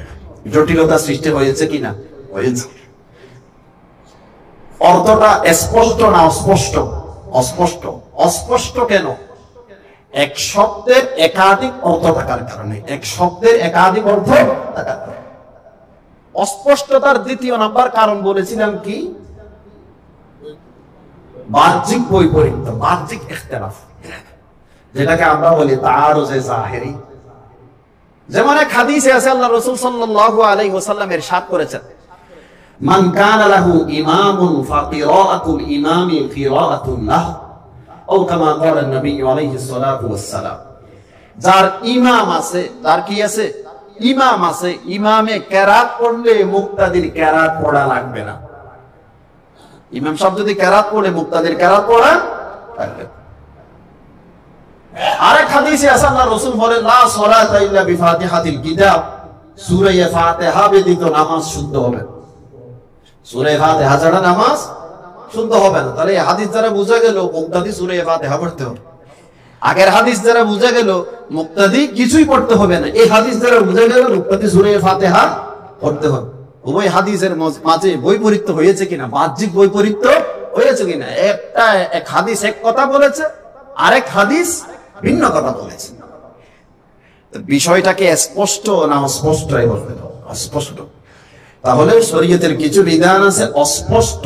অস্পষ্টতার 2য় নাম্বার কারণ হলো বাহ্যিক বৈপরীত্য, বাহ্যিক ইখতিলাফ। বুখারী শরীফের এক হাদিসে আছে, আল্লাহ রাসূল বলেন, আফতারাল হাজিম ওয়াল মাহজুম। তার মানে যে ব্যক্তি সিঙ্গা লাগায় আর যার সিঙ্গা লাগানো হয়েছে, সিঙ্গা বুঝেন তো? যে ব্যক্তি সিঙ্গা লাগায় এবং যার সিঙ্গা লাগানো হয়েছে, এরা যদি রোজাদার হয়, উভয়ের রোজা ভেঙে গেছে। সিঙ্গা লাগানোকে আপনাদের এদিকে কি বলে? হ্যাঁ, ওই কাপ দিয়ে রক্ত তুলে যে চষে চষে, হ্যাঁ, হিজামা, হিজামা বলে সবাই বুঝে। যে ব্যক্তি সিঙ্গা লাগায়, তার সিঙ্গা লাগানো হয়েছে, উভয়ের রোজা ভেঙে গেছে। বুখারীর হাদিস। বুখারীর হাদিস কি জয়ীফ? বুখারীর হাদিস তো অশুদ্ধ? শুদ্ধ। আরেক হাদিসে আছে, আল্লাহ রাসূল সাল্লাল্লাহু আলাইহি ওয়াসাল্লাম ইরশাদ করেছেন, এটিও সহিহ হাদিস, বিশুদ্ধ হাদিস, যে আল্লাহ রাসূল সাল্লাল্লাহু আলাইহি ওয়াসাল্লাম রোজা রেখে সিঙ্গা লাগাইছে। তাহলে বোঝা গেল সিঙ্গা লাগাইলে রোজা ভাঙে না। রোজা রেখে যখন রাসূলুল্লাহ সিঙ্গা লাগাইছে, তাহলে বোঝা গেল হিজামা যখন করেছে, তাহলে বুঝা গেল হিজামা করলে কি ভাঙে না, রোজা ভাঙে না। উভয়টা সহিহ হাদিস। এক হাদিসে বলেছে রোজা ভাঙে, আর এক হাদিসে বলেছে রোজা ভাঙে না। ইখতিলাফ দেখা দিয়েছে কিনা? বাহ্যিক বৈপরীত্য, বাহ্যিক ইখতিলাফ। মুই বেচারা নাম কোন দিকে বলুন তো? এখানে বিধানটা স্পষ্ট না অস্পষ্ট? অস্পষ্ট। অস্পষ্টতার কারণ কি? বাহ্যিক ইখতিলাফ, বাহ্যিক মতামত।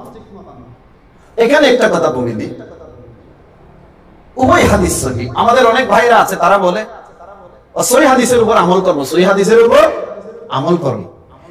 অথচ সমস্ত উলামায়ে কেরাম ঐক্যবদ্ধ হয়ে এই কথা বলেছে, রাসূলুল্লাহর আমলের দ্বারা যখন প্রমাণিত হয়েছে যে রোজা রেখে রাসূল হিজামা করেছে, তাহলে বোঝা গেল সিঙ্গা লাগাইলে কি ভাঙে না, রোজা ভাঙে না। সুতরাং যে হাদিসের মধ্যে রোজা ভাঙার কথা আছে, এই হাদিসের হুকুম রহিত হয়ে গেছে, এই হাদিসের হুকুম মানসুখ হয়ে গেছে, রহিত হয়ে গেছে। বর্তমানে কোন হুকুম বলবৎ? যে সিঙ্গা লাগাইলে রোজা ভাঙে না, সিঙ্গা লাগাইলে কি ভাঙে না, রোজা ভাঙে না, এটাই বলবৎ। আর ওইটা হচ্ছে যে আগের হুকুম, এটা কি হয়ে গেছে, রহিত হয়ে গেছে। তাহলে বোঝা গেল শুধু হাদিস সহিহ হলে আমলযোগ্য হয় না, শুধু হাদিস সহিহ হলে আমলযোগ্য হয় না। সহিহ হওয়ার পর হাদিসের বিধান যেটা আছে সেটা যদি রহিত হয়ে যায়, মানসুখ হয়ে যায়, তাহলে হাদিস সহিহ হওয়ার পরও সেটার উপর আমল করা যায় না। যেমন এখানে এক হাদিসে বলেছে সিঙ্গা লাগাইলে রোজা ভাঙে, আরেক হাদিসে বলেছে সিঙ্গা লাগাইলে রোজা ভাঙে না।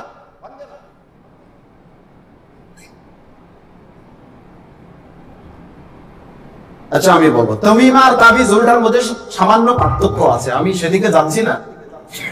আমি এতটুকু বুঝাইছি যে যারা মনে করে যে তামিমা লাগাইলে বা তাবিজ ব্যবহার করলে শিরিক হবে, এটা হলো হাদিসের শাব্দিক অর্থ, এটা হলো হাদিসের শাব্দিক অর্থ, কিন্তু হাদিসের ব্যাখ্যা সেটা না। আপনি তাবিজ ব্যবহার করেন, আপনি তামিমা ব্যবহার করেন, যেটা ব্যবহার করেন, কিন্তু আপনি যদি আল্লাহর উপর আস্থা রাখে এগুলো যদি ব্যবহার করেন তাহলে এতে কোনো অসুবিধা নেই। কিন্তু আল্লাহর উপর আস্থা না রেখে তাবিজ বা তামিমা এগুলোর উপর যদি আস্থা রেখে যদি বলেন যে এগুলোর কারণে আমি শেফা পেয়েছি, আরোগ্য পেয়েছি, তাহলে সেটা শিরিক হবে। তাহলে সেটা কি শিরিক হবে? কি বলতে চেয়েছিলাম যে হাদিস শুধু সহিহ হলে আমল করা যায় না, সহিহ হওয়ার সাথে সাথে হুকুমটা বলবৎ আছে কিনা সেটাও দেখতে হবে। তো যে হাদিসের মধ্যে বলা হয়েছে যে সিঙ্গা লাগাইলে রোজা ভেঙে যায়, এই হুকুমটা বলবৎ নেই, এই হুকুমটা রহিত হয়ে গেছে। দ্বিতীয় হাদিস হলো আল্লাহ রাসূলের আমলের দ্বারা বোঝা যায় যে আল্লাহ রাসূল সাল্লাল্লাহু আলাইহি ওয়াসাল্লাম রোজা অবস্থায় সিঙ্গা লাগায়, সেটা আল্লাহ রাসূলের আমল। এই আমলের দ্বারা বোঝা যায় সিঙ্গা লাগাইলে, রোজা রেখে সিঙ্গা লাগাইলে ওযু ভাঙে, রোজা ভাঙে না, ওযু না, রোজা ভাঙে না। সেজন্য যারা বলে যে হাদিস সহিহ, হাদিস সহিহ, সহিহ হাদিসের উপর আমল করবে, আরে হাদিস সহিহ কইলেও আমল করা যায় না যদি হুকুম বলবৎ না থাকে। হুকুম বলবৎ ঠিক তেমনি ভাবে একটা হাদিস সহিহ,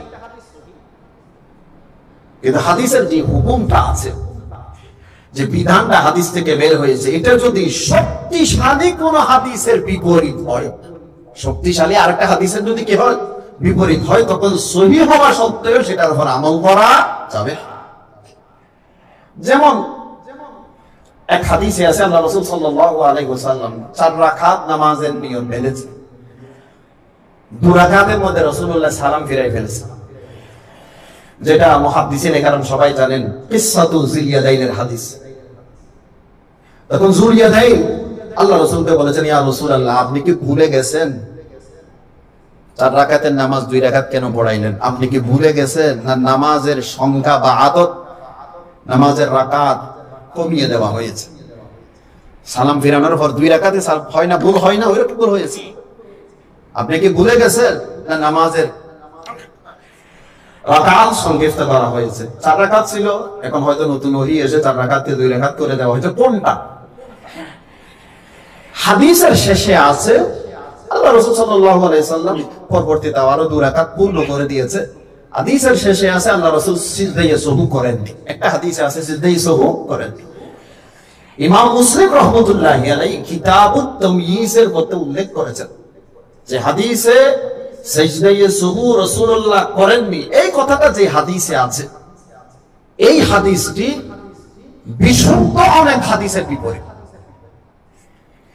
বিশুদ্ধ অনেক হাদিসের মধ্যে আছে আল্লাহ রাসূল সিজদায়ে সুহু করেছেন, সিজদায়ে সুহু করেছেন। সুতরাং সিজদায়ে সুহু করেননি এই কথাটা সহিহ সনদে আসলেও এটা গ্রহণ করা যাবে। তাহলে বুঝা গেল একটা হাদিস বিশুদ্ধ সনদে যদি আসে, তার বিপরীত যদি আরো শক্তিশালী সনদে যদি হাদিস থাকে, তখন দুই হাদিসের মাঝে যদি সামঞ্জস্য সৃষ্টি করা যায়, তকবির যদি দেওয়া যায়, জমাত যদি করা যায়, আলহামদুলিল্লাহ। যদি জমা করা না যায়, একটা যদি রাজেহ সাব্যস্ত হয়, অপরটা যদি মরজুহ সাব্যস্ত হয়, যেটা রাজেহ সেটার উপর আমল করা হবে, যেটা মরজুহ সেটার উপর আমল করা যাবে না। তাহলে বুঝা গেল হাদিস শুধু সহিহ হলে আমল করা যায় না, সহিহ হওয়ার সাথে সাথে হুকুমটা বলবৎ কিনা সেটাও দেখতে হবে। সাথে সাথে এই হাদিস দ্বারা যে হুকুমটা আমরা বুঝতে পারলাম, এই হুকুমটা ভিন্ন কোন শক্তিশালী হাদিসের বিপরীত কিনা সেটাও দেখতে হবে। যদি বিপরীত হয় তাও আমল করা যাবে না, তাও কি করা যাবে না, আমল করা যাবে। এবার মূল আলোচনায় আসি। শরীয়তের বিধান দুই ধরনের, কিছু আছে স্পষ্ট, কিছু আছে অস্পষ্ট। অস্পষ্টতার তিন কারণ। এক নম্বর কারণ কি বলেছিলাম, দত্তবোধক শব্দ থাকার কারণে অস্পষ্ট। দুই নম্বর কারণ হলো বাহ্যিক বৈপরীত্যের কারণে অস্পষ্ট। আচ্ছা, সাধারণ পাবলিক এইভাবে যদি দুই ধরনের হাদিস দেখে, তাহলে সে কোন দিকে যাবে? এ তো কিছু বুঝে না, সে তো কি কিছু বুঝে, সে কোন দিকে যাবে? কারণ এক হাদিসে বলেছে সিঙ্গা লাগাইলে উজু ভেঙে যায়, আর এক হাদিসে বলছে উজু ভাঙ্গে না। এখন সে কোন দিকে যাবে? রোজার কথা, রোজা ভাঙ্গে যাবে কোন দিকে? জটিলতা সৃষ্টি হয়েছে কিনা, কেন সৃষ্টি হয়েছে? বৈপরীত্যের কারণ। তিন নাম্বার কারণ সেটা হলো ইখতিসারের কারণে। তার মানে হাদিসটি কোন এক জায়গাতে সংক্ষিপ্তভাবে উল্লেখ হওয়ার কারণে মানুষ সমস্যার সম্মুখীন হয়ে যায়। যেমন এক হাদিসে আছে, জনাবে মুহাম্মদ রাসূলুল্লাহ সাল্লাল্লাহু আলাইহি ওয়াসাল্লাম ইরশাদ করেছেন, লা উযুআ ইল্লা মিন সাউদিন আও রিহি। এটি তিরমিজি শরীফের হাদিস। যারা তিরমিজি শরীফ পড়ান তারা সকলেই জানেন, লা উযুআ ইল্লা মিন সাউদিন আও রিহি। খুব মজার হাদিস। আল্লাহ রাসূল সাল্লাল্লাহু আলাইহি ওয়াসাল্লাম ইরশাদ করেছেন, কারণ পিছনের রাস্তা দিয়ে যদি বায়ু বাহির হয়, যতক্ষণ পর্যন্ত দুর্গন্ধ তার নাকে আসবে না, বায়ুর শব্দ কানে শুনবে না, ততক্ষণ তার উযু ভাঙবে না, ততক্ষণ তার উযু ভাঙবে না, তার উযু করা লাগবে না। আবার বলুন, পিছনের রাস্তা দিয়ে যদি বায়ু বাহির হয়, বায়ুর দুর্গন্ধ যতক্ষণ পর্যন্ত নাকে আসবে না বা আওয়াজটা কানে শুনবে না, ততক্ষণ তার উযু ভাঙবে না। আপনারা বিশ্বাস করেন এই কথা? মানেন এই কথা? মানবেন না কেন? হাদিসে আছে তো। যখন এই হাদিসের অনুবাদ করছে, এতে সারা জীবন বায়ু ছাইরা ছাইরা নামাজ পড়েছে। আমি তো নাকেও দুর্গন্ধ আমার আসে নাই, কানেও কি শুনি, যদিও আবার বায়ু বের হয়েছে, কিন্তু আওয়াজ তো আমি কানে শুনি নাই, দুর্গন্ধও নাকে আসে না। আর হাদিস স্পষ্ট আছে, উযু ভাঙবে না। সারা জিন্দেগি নামাজ পড়ে দিছে উযু ছাড়া। এই ঘটনাটা ঘটেছে শাইখুল ইসলাম আল্লামা তকি উসমানী হাফিজাহুল্লাহর সাথে। এক সালাফি মৌলভী, গায়রে মুকাল্লিদ মৌলভী, পাকিস্তানের টোটাল। এক মজলিসের মধ্যে আল্লামা তকি সাহেব হাফিজাহুল্লাহ তাআলা ওয়া রাআ উপস্থিত ছিলেন, সেখানে সেও ছিল। সেখানে বারবার হুজুরের সামনে বলতেছে, কোন ইমামের কথা যদি হাদিসের বিরুদ্ধে যায়, আমি ওই ইমামকে মানি না। কোন ইমামের কথা যদি হাদিসের বিরুদ্ধে যায়, আমি ওই ইমামকে মানি না। ততপি সাহেব জিজ্ঞাসা করলো, কোন ইমামের কথা হাদিসের বিরুদ্ধে গেছে? ভাই দেখেন নাই, তিরমিজি শরীফে আছে, পিছনের রাস্তা দিয়ে যদি বায়ু বাহির হয়, কানে যদি আওয়াজ না শুনে, নাকে যদি দুর্গন্ধ না আসে, তাহলে তো তার উযু ভাঙবে না। অথচ আপনাদের ইমামগণ বলে বায়ু বের হইলে উযু ভেঙে যান। তাহলে আপনাদের ইমামগণের কথা হাদিসের বিরুদ্ধে গেছে, আমি হাদিসকে প্রাধান্য দেব, ইমামগণকে মানব। আল্লামা তকি উসমানী হাফিজাহুল্লাহ বলেন, আচ্ছা ভাই একটু এদিকে আসে, মাথা ঠান্ডা করে। এই হাদিসটা তিরমিজি শরীফের মধ্যে খুব সংক্ষিপ্তভাবে বর্ণনা করা হয়েছে। এটি আবু দাউদ শরীফের মধ্যে বিস্তারিত ভাবে আছে। আল্লাহ রাসূল সাল্লাল্লাহু আলাইহি সাল্লামের হাদিসটি হলো এইভাবে যে একজন মানুষ নামাজে দাঁড়াইছে, তার পিছনের রাস্তাতে নাড়াছাড়া হয়েছে, একটু কম্পন সৃষ্টি হয়েছে। এখন তার সন্দেহ হয়েছে আহাদাথা আম লাম ইউহদিস, তার সন্দেহ হয়েছে ভাই ছাড়ছে কি ছাড়ে নাই, তার সন্দেহ হয়েছে ভাই ছাড়ছে কি ছাড়ে নাই। ওই মুশাক্কিকের ক্ষেত্রে, সন্দেহ পোষণকারীর ক্ষেত্রে আল্লাহ রাসূল সাল্লাল্লাহু আলাইহি সাল্লাম বলেছেন ফালা ইয়ানসারিফু হাত্তা ইয়াসমা'a সাওতান আও ইয়াজিদা রিহান। এই সন্দেহ পোষণকারী যতক্ষণ পর্যন্ত বায়ুর দুর্গন্ধ তার নাকে না আসবে, বায়ুর আওয়াজ কানে না শুনবে, ততক্ষণ পর্যন্ত সে নামাজ ভাঙবে না, ততক্ষণ পর্যন্ত সে নামাজ কি ভাঙবে না। বলুন তো হাদিস সকলের ক্ষেত্রে না সন্দেহ পোষণকারীর ক্ষেত্রে? সন্দেহ পোষণকারীর ক্ষেত্রে। কিন্তু আপনার যদি দৃঢ় বিশ্বাস হয় আপনি বায়ু ছাড়ছে না, দুর্গন্ধ নাকে আসুক বা না আসুক, কানে শুনে বা না শুনে, হুজুর ভেঙে গেছে, হুজুর কি ভেঙে গেছে। যদি আপনি মুতায়াক্কিন হন, আপনার যদি দৃঢ় বিশ্বাস হয় আসলে আমি বায়ু ছাড়ছি, কিন্তু আপনার যদি সন্দেহ হয় বাইরে কি বের হই না, তাহলে তখন রাসূল বলেন আপনি যদি সন্দেহ পোষণকারী হন তাহলে নাকে দুর্গন্ধ আসছে কিনা দেখেন, কানে আওয়াজ শুনছেন কিনা চিন্তা করেন। যদি না শুনে থাকেন তাহলে বুঝবেন যে জোরে বাতাস আসছে, আপনার পিছনে কাপড়টা একটু নাড়াচাড়া করেছে, আসলে কোনো এটা কিসের আওয়াজ না, বায়ুর আওয়াজ। বুঝেন? এই কথাটা বলার পর আল্লামা তাকি উসমানী হাফিজাহুল্লাহ এই কথাটা বলার পর ওই গায়রে মুকাল্লিদ আলেম আফসোস করে বলছে, হায় রে আমার এতদিনের নামাজের কি অবস্থা হইব, হায় রে আমার এতদিনের নামাজের কি অবস্থা। বলুন তো এই ব্যক্তি এই সমস্যায় পড়েছে কিসের কারণে? এই সংক্ষিপ্ত হাদিসের শুধু অনুবাদটা সে দেখেছে।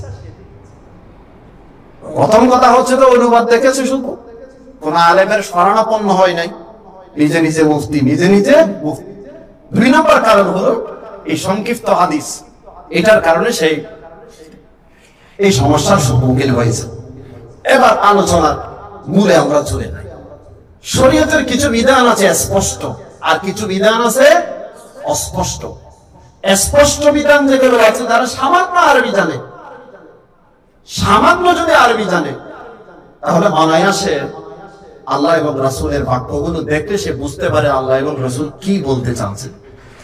আর অস্পষ্ট বিধান যেগুলো আছে এখানে অস্পষ্টতার তিনটি কারণ: তত্ত্ববোধক শব্দ লাগার কারণে, নাম্বার 2 বাহ্যিক বৈপরীত্যের কারণে, নাম্বার 3 সংকীর্ণতার কারণে। এবার এই সমস্ত জটিলতা সৃষ্টি হলে সমাধানের দুটি পথ, সমাধানের দুটি পথ। এক নম্বর পথ হলো নিজের প্রজ্ঞার উপর ভরসা করে একটা ব্যাখ্যা বের করে ওটার উপর আমল করা। আমি মুফতি, বড় মুফতি, ফেসবুক মুফতি, বাস সমস্যা হয়েছে, আমি মনে মনে একটা সিদ্ধান্ত এখান থেকে নিয়ে একটা সিদ্ধান্ত বের করে ওইটার উপর আমি আমল করলাম। এটা একটা পথ সমাধানের। আর একটা পথ হলো নিজের প্রজ্ঞার উপর ভরসা না করে পূর্বশরীয় আইম্মায়ে কেরাম যারা আছে তাদের প্রজ্ঞার উপর ভরসা করে তাদের ব্যাখ্যা অনুযায়ী কোরআন সুন্নাহর উপর আমল করে। এই দুটি পথের মধ্যে প্রথম পথ যেটা আছে সেটা ঝুঁকিবহুল, প্রথম পথ যেটা আছে সেটা সবচেয়ে বেশি ঝুঁকি, আর দ্বিতীয় পথ যেটা আছে সেটা সবচেয়ে বেশি নিরাপদ। তার মানে জটিলতা দেখা দিলে নিজের প্রজ্ঞার উপর ভরসা করে নিজে একটা সিদ্ধান্ত বের করে এটার উপর আমল করা, এটা ঝুঁকিবহুল, এটার মধ্যে খতরা আছে। আর নিজের প্রজ্ঞার উপর ভরসা না করে আইম্মায়ে কেরামের জ্ঞান প্রজ্ঞার উপর ভরসা করে তাদের ব্যাখ্যা অনুযায়ী আমল করা, এটা সবচেয়ে বেশি নিরাপদ। কেন নিরাপদ? আইম্মায়ে কেরাম, ইমাম আযম আবু হানিফা, ইমাম শাফিঈ, ইমাম মালিক, ইমাম আহমদ ইবনে হাম্বল, ইমাম লাইস ইবনে সাদ, ইমাম সুফিয়ান আস-সাওরি, ওয়াইরা সুফিয়ান ইবনে উয়াইনা ইত্যাদি আইম্মায়ে কেরাম, এদের যে ইলম, এদের যে তাকওয়া, এদের যে যেখানে হাফেজা, এদের যে স্মৃতি শক্তি, এগুলোর সাথে আমরা আমাদের ইলম, প্রজ্ঞা, আমাদের তাকওয়া, আমাদের খোদাবিরু, আমাদের স্মৃতি শক্তিকে তুলনা করা নগ্ন নির্লজ্জতা ছাড়া আর কিছুই নয়। নাম্বার 2, এরা কোরআন সুন্নাহ অবতরণের কাছাকাছি সময়ের মানুষ। এরা কোরআন সুন্নাহ অবতরণের কাছাকাছি সময়ের মানুষ। সেই সময়ের ভাক্তারা, রীতিনীতি সবকিছু সামনে রেখে কোরআন সুন্নাহর অর্থ মর্ম নির্ধারণ করা তাদের জন্য যতটুকু সহজ, আমাদের জন্য অসম্ভব না হলেও কষ্টসাধ্য। আমাদের জন্য অসম্ভব না হলেও কষ্টসাধ্য। সেজন্য নিজের প্রজ্ঞার উপর ভরসা করে একটা ব্যাখ্যা করে সেটার উপর আমল করার চেয়ে পূর্বসূরি ইলমে কেরাম যারা আছে তাদের ব্যাখ্যা বা তাদের প্রজ্ঞার উপর আস্থা রেখে, জ্ঞানের উপর আস্থা রেখে তাদের ব্যাখ্যা অনুযায়ী কোরআন সুন্নাহর উপর আমল করা, এটাই হলো সবচেয়ে বেশি নিরাপদ। আর এইটাই হলো মাযহাব মানার অর্থ। এটাই হলো মাযহাব মানার অর্থ। আমি একটা ব্যাখ্যা করলে সেখানে 100-এর মধ্যে 80% নয় 95% ভুল হওয়ার সম্ভাবনা আছে আমার ব্যাখ্যা করলে। আর ওনাদের ব্যাখ্যার মধ্যে 95% শুদ্ধ হওয়ার সম্ভাবনা আছে। 5% ভুলের কি সম্ভাবনা থাকলেও 95% শুদ্ধ হওয়ার কি সম্ভাবনা। তা আমার মধ্যে ভুলের সম্ভাবনা বেশি আর ওনাদের মধ্যে বিশুদ্ধতার সম্ভাবনা বেশি। তাহলে আমি আমারটার উপর কেন নির্ভর করে আমল করব? ওরা যে ব্যাখ্যা দিচ্ছে সেই ব্যাখ্যার উপরে কি করি? আমল করি। সেটার মধ্যে নিরাপত্তা বেশি, সেটার মধ্যে নিরাপত্তা বেশি এবং সেটাই বেশি নিরাপদ। আর এইটাই হলো মাযহাব মানার অর্থ। এটাই হলো মাযহাব মানা। তাহলে মাযহাব মানা মানে পূর্ববর্তী ইলমে কেরাম যারা আছে তাদের ব্যাখ্যা অনুযায়ী কোরআন হাদিসকে মানা। আমরা ইমামগণকে শারেহ মনে করি না, তারা হলেন শারেহ। তারা শরীয়ত বানানেওয়ালা নয়, আইন প্রণয়নকারী নয়। তারা হলো কোরআন সুন্নাতে যে আইনগুলো আছে সেগুলোর ব্যাখ্যাদাতা। আমরা যারা আবু হানিফাকে মানি, আমরা আবু হানিফার ব্যাখ্যা অনুযায়ী কোরআন হাদিস, আমরা আবু হানিফার ব্যাখ্যা অনুযায়ী কারে মানি? এখন আরেকটা প্রশ্ন তারা করে থাকে, সেটা হলো ইমাম তো একজন না। ইমাম তো কি না? একজন না। ইমাম যখন একাধিক আছে তাহলে যেই সময় যে ইমামের মাযহাব ভালো লাগে সেই সময় সেই ইমামের মাযহাব অনুযায়ী আমল করব। অথচ আপনারা বলেন ব্যক্তি তাকলিদ ওয়াজিব, তার মানে এক ইমামের অনুসরণ করা ওয়াজিব।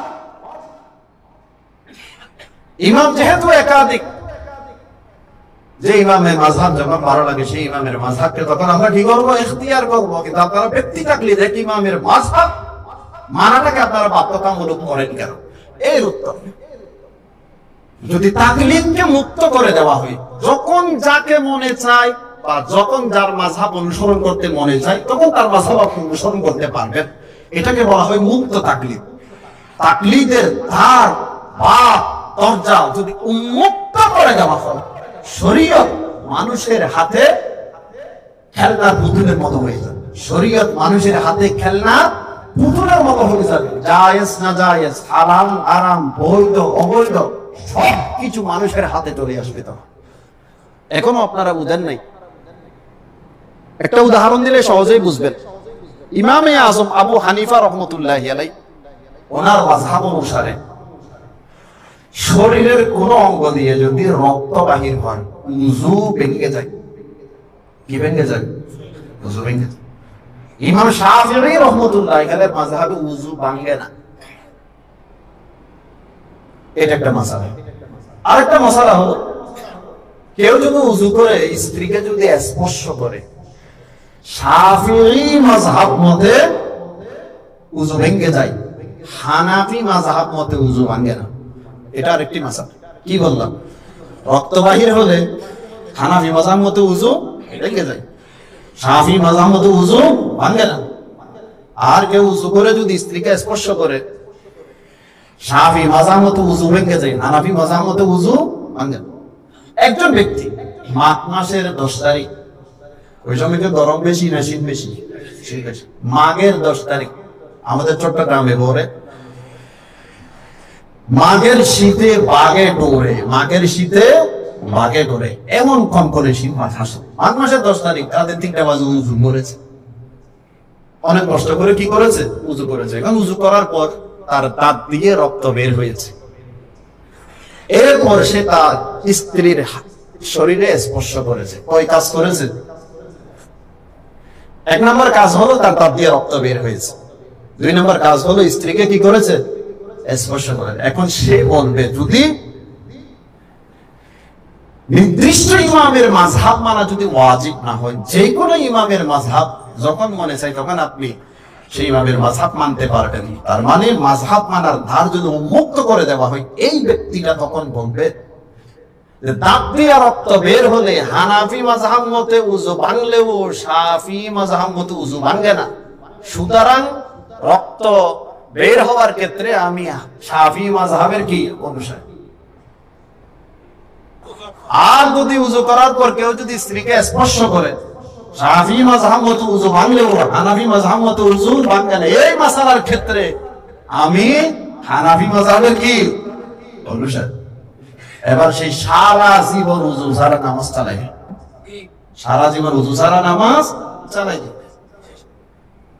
তাহলে খাহিসাতে নফসানির মুত্তাবে যারা আছে, খাহিসাতে নফসানির অনুসারী যারা আছে, প্রবৃত্তির চাহিদা অনুযায়ী যারা চলে, তখন যে ইমামের মাযহাব তার চাহিদার অনুকূলে হবে সেই ইমামের মাযহাবের দিকে সে ঝুঁকে পড়বে, সেই ইমামের মাযহাবের দিকে সে ঝুঁকে পড়বে। তখন হালালকে সে হারাম বলবে, হারামকে সে হালাল বলবে, বৈধকে অবৈধ বলবে, অবৈধকে বৈধ বলবে, জায়েজকে নাজায়েজ বলবে, না জায়েজকে জায়েজ বলবে। তখন শরীয়তের সব বিধান তার হাতে চলে আসবে, ইসলাম তখন খেলনার মতো হয়ে যাবে। ইমাম আহমদ রহমাতুল্লাহ আলাইহি বড় মাফের একজন ইমাম, ওনার মাযহাব হলো রোজা শুরু হয়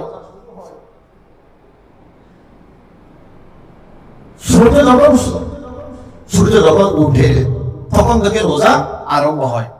আমাদের নিকট রোজা আরম্ভ হয় কখন থেকে? সুবহে সাদেকে, সুবহে সাদেকে আগ পর্যন্ত তো খেতে পারে, তাই না? তারপর থেকে রোজা আরম্ভ হয়। ইমাম আহমদ একজন ইমাম আছে, ওনার নিকট সূর্য উদয় হওয়ার পর থেকে রোজা কি হয়? আরম্ভ হয়। এখন মুক্ত তাকলিদের যদি অনুমতি দেওয়া হয়, নির্দিষ্ট ইমাম না, যে কোনো ইমামের আপনি ইত্তেবা করতে পারবেন, এই কথা যদি বলা হয়, এই খাতকে বলবে ইমাম আহমদের মাযহাব হলো সূর্য উদয় থেকে কি আরম্ভ? রোজা আরম্ভ, সুতরাং সূর্য উদয় পর্যন্ত আমি খেতেই থাকি। দাউদ যাহিরি ইবনে হাসন এদের মাযহাব হলো বিয়ে করার জন্য যেহেতু স্ত্রীকে দেখতে হয়, সেজন্য উলঙ্গ করে দেখা যায়। এখন মুক্ত তাকলিদ এটাকে যদি জায়েজ দেওয়া হয়, ব্যক্তি তাকলিদকে যদি ওয়াজিব করে দেওয়া না হয়, তখন সে বিয়ে করার সময় বলবে ওই ইমামের মাযহাব হলো মেয়েকে উলঙ্গ করে দেখতে পারে, সুতরাং আমি উলঙ্গ করে দেব। তখন আর ইসলাম থাকবে না। ইসলাম কি? ইসলাম থাকবে না।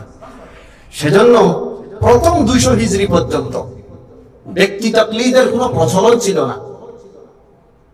200 পর থেকে, 200 হিজরির পর থেকে শাহ ওলিদুল্লাহ মুহাদ্দিস নবী রাহমাতুল্লাহি আলাইহি বলেন, 200 হিজরির পর থেকে ব্যক্তি তাকলিদ নির্দিষ্ট এক ইমামের মাযহাব মানার এর রীতি নীতি 200 হিজরি পর থেকে আরম্ভ হয়েছে। ওয়াকানা হাদা হুয়াল ওয়াজিব ফি যালিকা জামান, সেই সময়ে এটা ওয়াজিব ছিল, সেই সময়ে যেটা। বলুন তো, নির্দিষ্ট ইমামের মাযহাব না মেনে যদি যে কোনো ইমামের মাযহাব মানার পথ উন্মুক্ত করে দেওয়া হয়, ইসলাম কি ঠিক থাকবে? না। সুযোগ সন্ধানী যারা আছে, যে ইমামের মাযহাব তার চাহিদার অনুকূলে হবে, তখন সে সেই ইমামের মাযহাবটাকে অকাট্য মনে করবে, তখন সে সেই ইমামের মাযহাবটাকে অকাট্য মনে করবে। তখন হালাল হারাম জায়েজ না জায়েজ সব তার হাতে চলে আসবে। তখন ইসলাম আর ইসলাম, সেটা উলামায়ে কেরাম বলেছেন ব্যক্তি তাকলিদ ওয়াজিব, নির্দিষ্ট এক ইমামকে তায়িন করে তার মাযহাবে অনুসরণ করতে। খায়ের রাত অনেক হয়ে গেছে, এবার তাদের সাথে আমাদের সাথে বেশ কিছু মাসালা নিয়ে ইখতিলাফ আছে। আমি হাতে গোনা কয়েকটি মাসালা আপনাদের সামনে তুলে ধরতে চাই। 1 নম্বর মাসালা হলো, তারা বলেন যে হুজুরদেরকে মাওলাভি বলা যায়, মাওলানা বলা জায়েজ নাই। হুজুরদেরকে আমাদেরকে মাওলানা বলে না, পোস্টারে দেখবেন হযরত মাওলানা কাজা। হুজুরদেরকে মাওলানা বলা কি নেই? জায়েজ নাই। কেন? কই মাওলা আর না দুটি শব্দের সমন্বয়ে গঠিত মাওলানা। কতটি শব্দ এখানে? দুটি, মাওলা আর একটা হলো না। তো মাওলানা শব্দের অর্থ হলো আমাদের প্রভু। তারা বলেন, এই মুতাল্লিদ ভাইয়েরা বলেন, আহলে হাদিস ভাইয়েরা বলেন, আলেমদেরকে মাওলানা বলা যাবে না। কারণ হলো মাওলা শব্দের অর্থ হলো প্রভু। আলেমরা তো আমাদের প্রভু না, আলেমরা তো আমাদের প্রভু না। আমাদের প্রভু তো কে? আল্লাহ। সুতরাং আলেমদেরকে মাওলানা বলা যায়। কিন্তু এই জাহেলরা জানে না যে মাওলা শব্দের 30-এর কাছাকাছি অর্থ আছে। মাওলা শব্দের 30-এর কাছাকাছি কি আছে? অর্থ আছে। এক অর্থ হলো প্রভু, আরেক অর্থ হলো মালিক, আরেক অর্থ হলো দাস, আরেক অর্থ হলো অভিভাবক, আরেক অর্থ হলো সহায়ক। এইভাবে একে একে 30টা অর্থ আছে কোন শব্দের? মাওলা শব্দের। ইমাম ইবনুল কাইয়্যিম জাওজিয়া রাহিমাহুল্লাহ ওনার বিভিন্ন কিতাবাদির মধ্যে এবং আরবি কামুস যেগুলো আছে, লিসানুল আরব, আল কামুসুল মুহিত, এগুলো যদি আপনারা অধ্যয়ন করে দেখবেন, অধ্যয়ন করেন, সেখানে দেখবেন মাওলা শব্দের 30-এর কাছাকাছি অর্থ আছে। আল্লাহকে যে অর্থে মাওলা বলা হয়, হুজুরদেরকে সেই অর্থে মাওলা বলা হয় না। আল্লাহকে মাওলা বলা হয় কোন অর্থে? আল্লাহ আমাদের প্রভু, সেই অর্থে। আর আলেমদেরকে মাওলা বলা হয় অভিভাবক অর্থে। মাওলানা মানে উনি আমার ধর্মীয় অভিভাবক, উনি আমার ধর্মীয়। আল্লাহকে যে অর্থে মাওলা বলা হয়, আলেমদেরকে কি সেই অর্থে মাওলা বলা হয় না। আল্লাহকে মাওলানা বলা হয় কোন অর্থে? প্রভু অর্থে। আর হুজুরদেরকে মাওলানা বলা হয় কোন অর্থে? ধর্মীয় অভিভাবক অর্থে। উদাহরণস্বরূপ, আপনি যদি বলেন আমি আমার বোনকে ভালোবাসি, আর যদি বলেন আমি আমার স্ত্রীকেও ভালোবাসি, শব্দ তো উভয়টা এক, কিন্তু উভয় শব্দের অর্থ কি এক না। বোনকে ভালোবাসা এটা রক্তের বন্ধনের সাথে সম্পর্ক, সে কারণে আপনি বোনকে কি করেন? ভালোবাসেন। আর স্ত্রীকে যে আপনি ভালোবাসেন, সেখানে যৌন চাহিদাও মিশ্রিত আছে। কথা ঠিক কিনা? তাহলে উভয় শব্দ হলো ভালোবাসা, কিন্তু বোনের ক্ষেত্রে ভালোবাসা শব্দের অর্থ হলো এক, কিন্তু স্ত্রীর ক্ষেত্রে ভালোবাসা শব্দের অর্থ হলো আরেকটা। ঠিক তেমনি ভাবে আল্লাহকে মৌলানা বলা হয়, বান্দাকে মৌলানা বলা হয়। আল্লাহকে মৌলানা বলার অর্থ হলো এক, আর বান্দাকে মৌলানা বলার অর্থ হলো এক। এতটুকু পার্থক্য যারা বুঝে না, তাদের কি জাহেল বলবো না জাহেলে মোরাক্কাব বলবো? আমার বুঝে আসতেছে। জাহেল মানে যে জানে না, আর জাহেলে মোরাক্কাব মানে জানে না যে এটা বুঝান, জানে না যে এটা। নাম্বার 2, তারা বলে লা ইলাহা ইল্লাল্লাহ মুহাম্মাদুর রাসূলুল্লাহ। এটা শিরকি কালেমা, এটা মুসলমানদের কালেমা না। এটা শিরকি কালেমা, এটা মুসলমানদের কালেমা। একটা ইসলামী জবাব তাদেরকে দিতে চাই, যাদের টাকা পয়সা খাইয়া এই বাংলাদেশে তোমরা ফাসাদ সৃষ্টি করতেছো। আরে বাংলাদেশের মানুষ তো মিয়া ধর্মের দিক দিয়ে আইসিইউতে আছে। কিসের মধ্যে আছে? আইসিইউতে। এই দেশের মানুষ বিসমিল্লাহ শুদ্ধ করে পড়তে পারে, আউযুবিল্লাহ পড়তে পারে, সালামটাও তো শুদ্ধ করতে দিতে জানে না। সালাম দিয়ে কিরকম করে? সালাম আলাইকুম। সালাম দিয়ে কিরকম করে? সালাম আলাইকুম। আসসালামু আলাইকুম মানে তোমার উপর শান্তি বর্ষিত হোক, আর সালাম আলাইকুম মানে তোর মৃত্যু হোক। সালামটাও সুন্দর মতে দিতে জানে না। আর এদেরকে আমিন, গায়রে আমিন জুড়ে বলবে না, আস্তে বলবে, রফায়াদান করবে কি করবে না, আরো বিভিন্ন বিষয় নিয়ে ফিতনা সৃষ্টি করে একেবারে মসজিদ থেকে পর্যন্ত তাদেরকে আপনারা বের করে দিচ্ছেন। বাংলাদেশের মানুষ তো ধর্মের ক্ষেত্রে আইসিইউতে আছে। তাবলীগীরা এদেরকে বুঝাইয়া বুঝাইয়া হাত পাও ধরে সাধারণ পাবলিকদেরকে কোন রকমে মসজিদে আনতেছে, আর এরা মসজিদের মধ্যে ঝগড়া লাগাইয়ে তাদেরকে মসজিদ থেকে বের করে দিয়েছে। কি বলতে চেয়েছিলাম? লা ইলাহা ইল্লাল্লাহ মুহাম্মাদুর রাসূলুল্লাহ। যাদের টাকা পয়সা খাইয়া এখানে ফিতনা সৃষ্টি করতেছেন, ওদের দেশের পতাকাতেও লেখা আছে লা ইলাহা ইল্লাল্লাহ মুহাম্মাদুর রাসূলুল্লাহ। কথা ঠিক কিনা? ওই দেশের পতাকায়, সৌদি আরবের পতাকায় লেখা আছে কিনা? বেদাত শিরক এখানে কেন ফতোয়া দেন? যাদের কাছ থেকে টাকা খান সেখানে গিয়ে ফতোয়া দেন। এবার আসেন, লা ইলাহা ইল্লাল্লাহ মুহাম্মাদুর রাসূলুল্লাহ হাদিসে আছে কিনা আমি দেখাই। হাদিস জগতের সম্রাট বুখারী শরীফের ব্যাখ্যাকারী ইমাম ইবনু হাজার আল আসকালানী রাহিমাহুল্লাহ কিতাব রচনা করেছেন আল ইসাবা ফি তাময়িজিস সাহাবা। এই কিতাবের মধ্যে একটি হাদিস আসছে, হযরত বুরাইদা রাদিয়াল্লাহু তাআলা আনহু তার রাসূলের সাহাবী, তিনি বলেন আমি এবং আবু যর গিফারি এবং নুআইম আবু যরের চাচাতো ভাই, আমরা তিনজন মুহাম্মদুর রাসূলুল্লাহর অনুসন্ধানে বের হয়েছি। আল্লাহ রাসূল সাল্লাল্লাহু আলাইহি ওয়াসাল্লাম কোন একটা পাহাড়ের মধ্যে আত্মগোপন করেছিলেন। তখন গিয়ে রাসূলুল্লাহ পর্যন্ত পৌঁছলাম।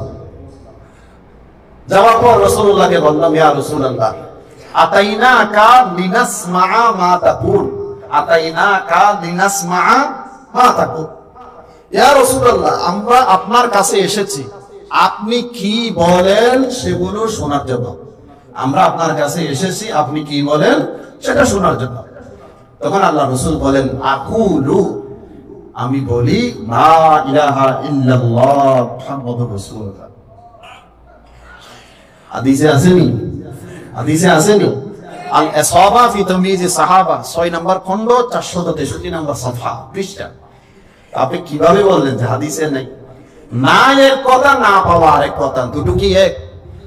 না এক কথা, না পাওয়া আরেক কথা। নাই মানে এটা আল্লাহ রাসূল বলে নাই, সেজন্য হাদিসের ভান্ডারে নেই। আর না পাওয়া মানে হাদিসে আছে কিন্তু আমার জ্ঞান অতটুকু পর্যন্ত পৌঁছতে পারে নাই, সেজন্য আমি পাই নাই। আপনি পান নাই সেটা বলেন, হাদিসে নাই এ কথা কেন বলেছেন? আমরা দেখলাম হাদিসে আছে। নাম্বার 3, আরেকটা হলো নাভির নিচে হাত বাঁধা। নাভির নিচে হাত বাঁধা মুসান্নাফ ইবনে আবি শাইবার হাদিস 3959 নম্বর হাদিস, 3959 নম্বর হাদিস। হাদিসের বর্ণনাকারী ওয়াইল ইবনে হুজর, হাজার নয়, ওয়াইল ইবনে হুজর রাদিয়াল্লাহু তাআলা আনহু, তিনি বলেন, রাআইতুন নাবিয়্য সাল্লাল্লাহু আলাইহি ওয়াসাল্লাম ওয়াদাআ ইয়ামিনাহু আলা শিমালিহি ফি সলাতি তাহতা সুররা। ওয়াইল ইবনে হুজর, আমরা কি আল্লাহ রাসূলকে দেখেছি? না। সাহাবায়ে কেরাম কি দেখেছিল? সাহাবায়ে কেরাম কি দেখেছিল? যেই সাহাবী রাসূলকে নামাজ পড়তে দেখেছে, সেই সাহাবী বলেন যে আমি আল্লাহ রাসূল সাল্লাল্লাহু আলাইহি ওয়াসাল্লামকে নামাজে দেখেছি ডান হাতকে বাম হাতের উপর রাখতে। এই ডান হাত বাম হাতের উপর রেখেছে, তাহতা সুররা, হুজুর পাশে আছে। সুররা মানে নাভি। নাভির নিচে নামাজে, নাভির নিচে ডান হাত বাম হাতের উপর রাখতে দেখেছি। কে বলেছে? ওয়াইল ইবনে হুজর রাদিয়াল্লাহু তাআলা। এবার আপনি কিভাবে বললেন যারা নাভির নিচে হাত বাঁধে তাদের নামাজ হবে না? এখানে আনতে হবে। সাহাবীরা আমি দেখেছি। এই ইমাম তিরমিজি রাহমাতুল্লাহি আলাইহি, যারা তিরমিজি শরীফ পড়েন তারা জানেন যে এই ক্ষেত্রে সাহাবায়ে কেরামের মধ্যে দুটি মাযহাব আছে। সাহাবায়ে কেরাম তাবিঈনদের মধ্যে কারো মত হলো নাভির উপর হাত বাঁধা, কারো মত হলো নাভির নিচে হাত বাঁধা। এরপর ইমাম তিরমিজি রাহমাতুল্লাহি আলাইহি বলেন, ওয়া কুল্লু যালিকা ওয়াসিউন ইনদাহুম, ওয়া কুল্লু যালিকা ওয়াসিউন ইনদাহুম। নাভির নিচে বাঁধেন, নাভির উপরে বাঁধেন, সবই জায়েজ। সবই কি জায়েজ। তিরমিজি শরীফ 2 নম্বর খণ্ড 32 নম্বর পৃষ্ঠা, হাদিস নম্বর 272।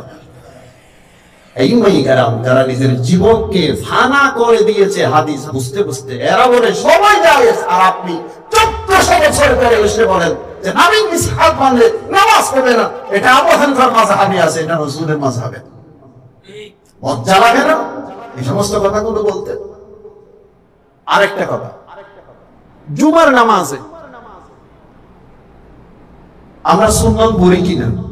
ক্বাবলাল জুমা, জুমার নামাজের আগে আমরা সুন্নত পড়ি কিনা? পড়ি।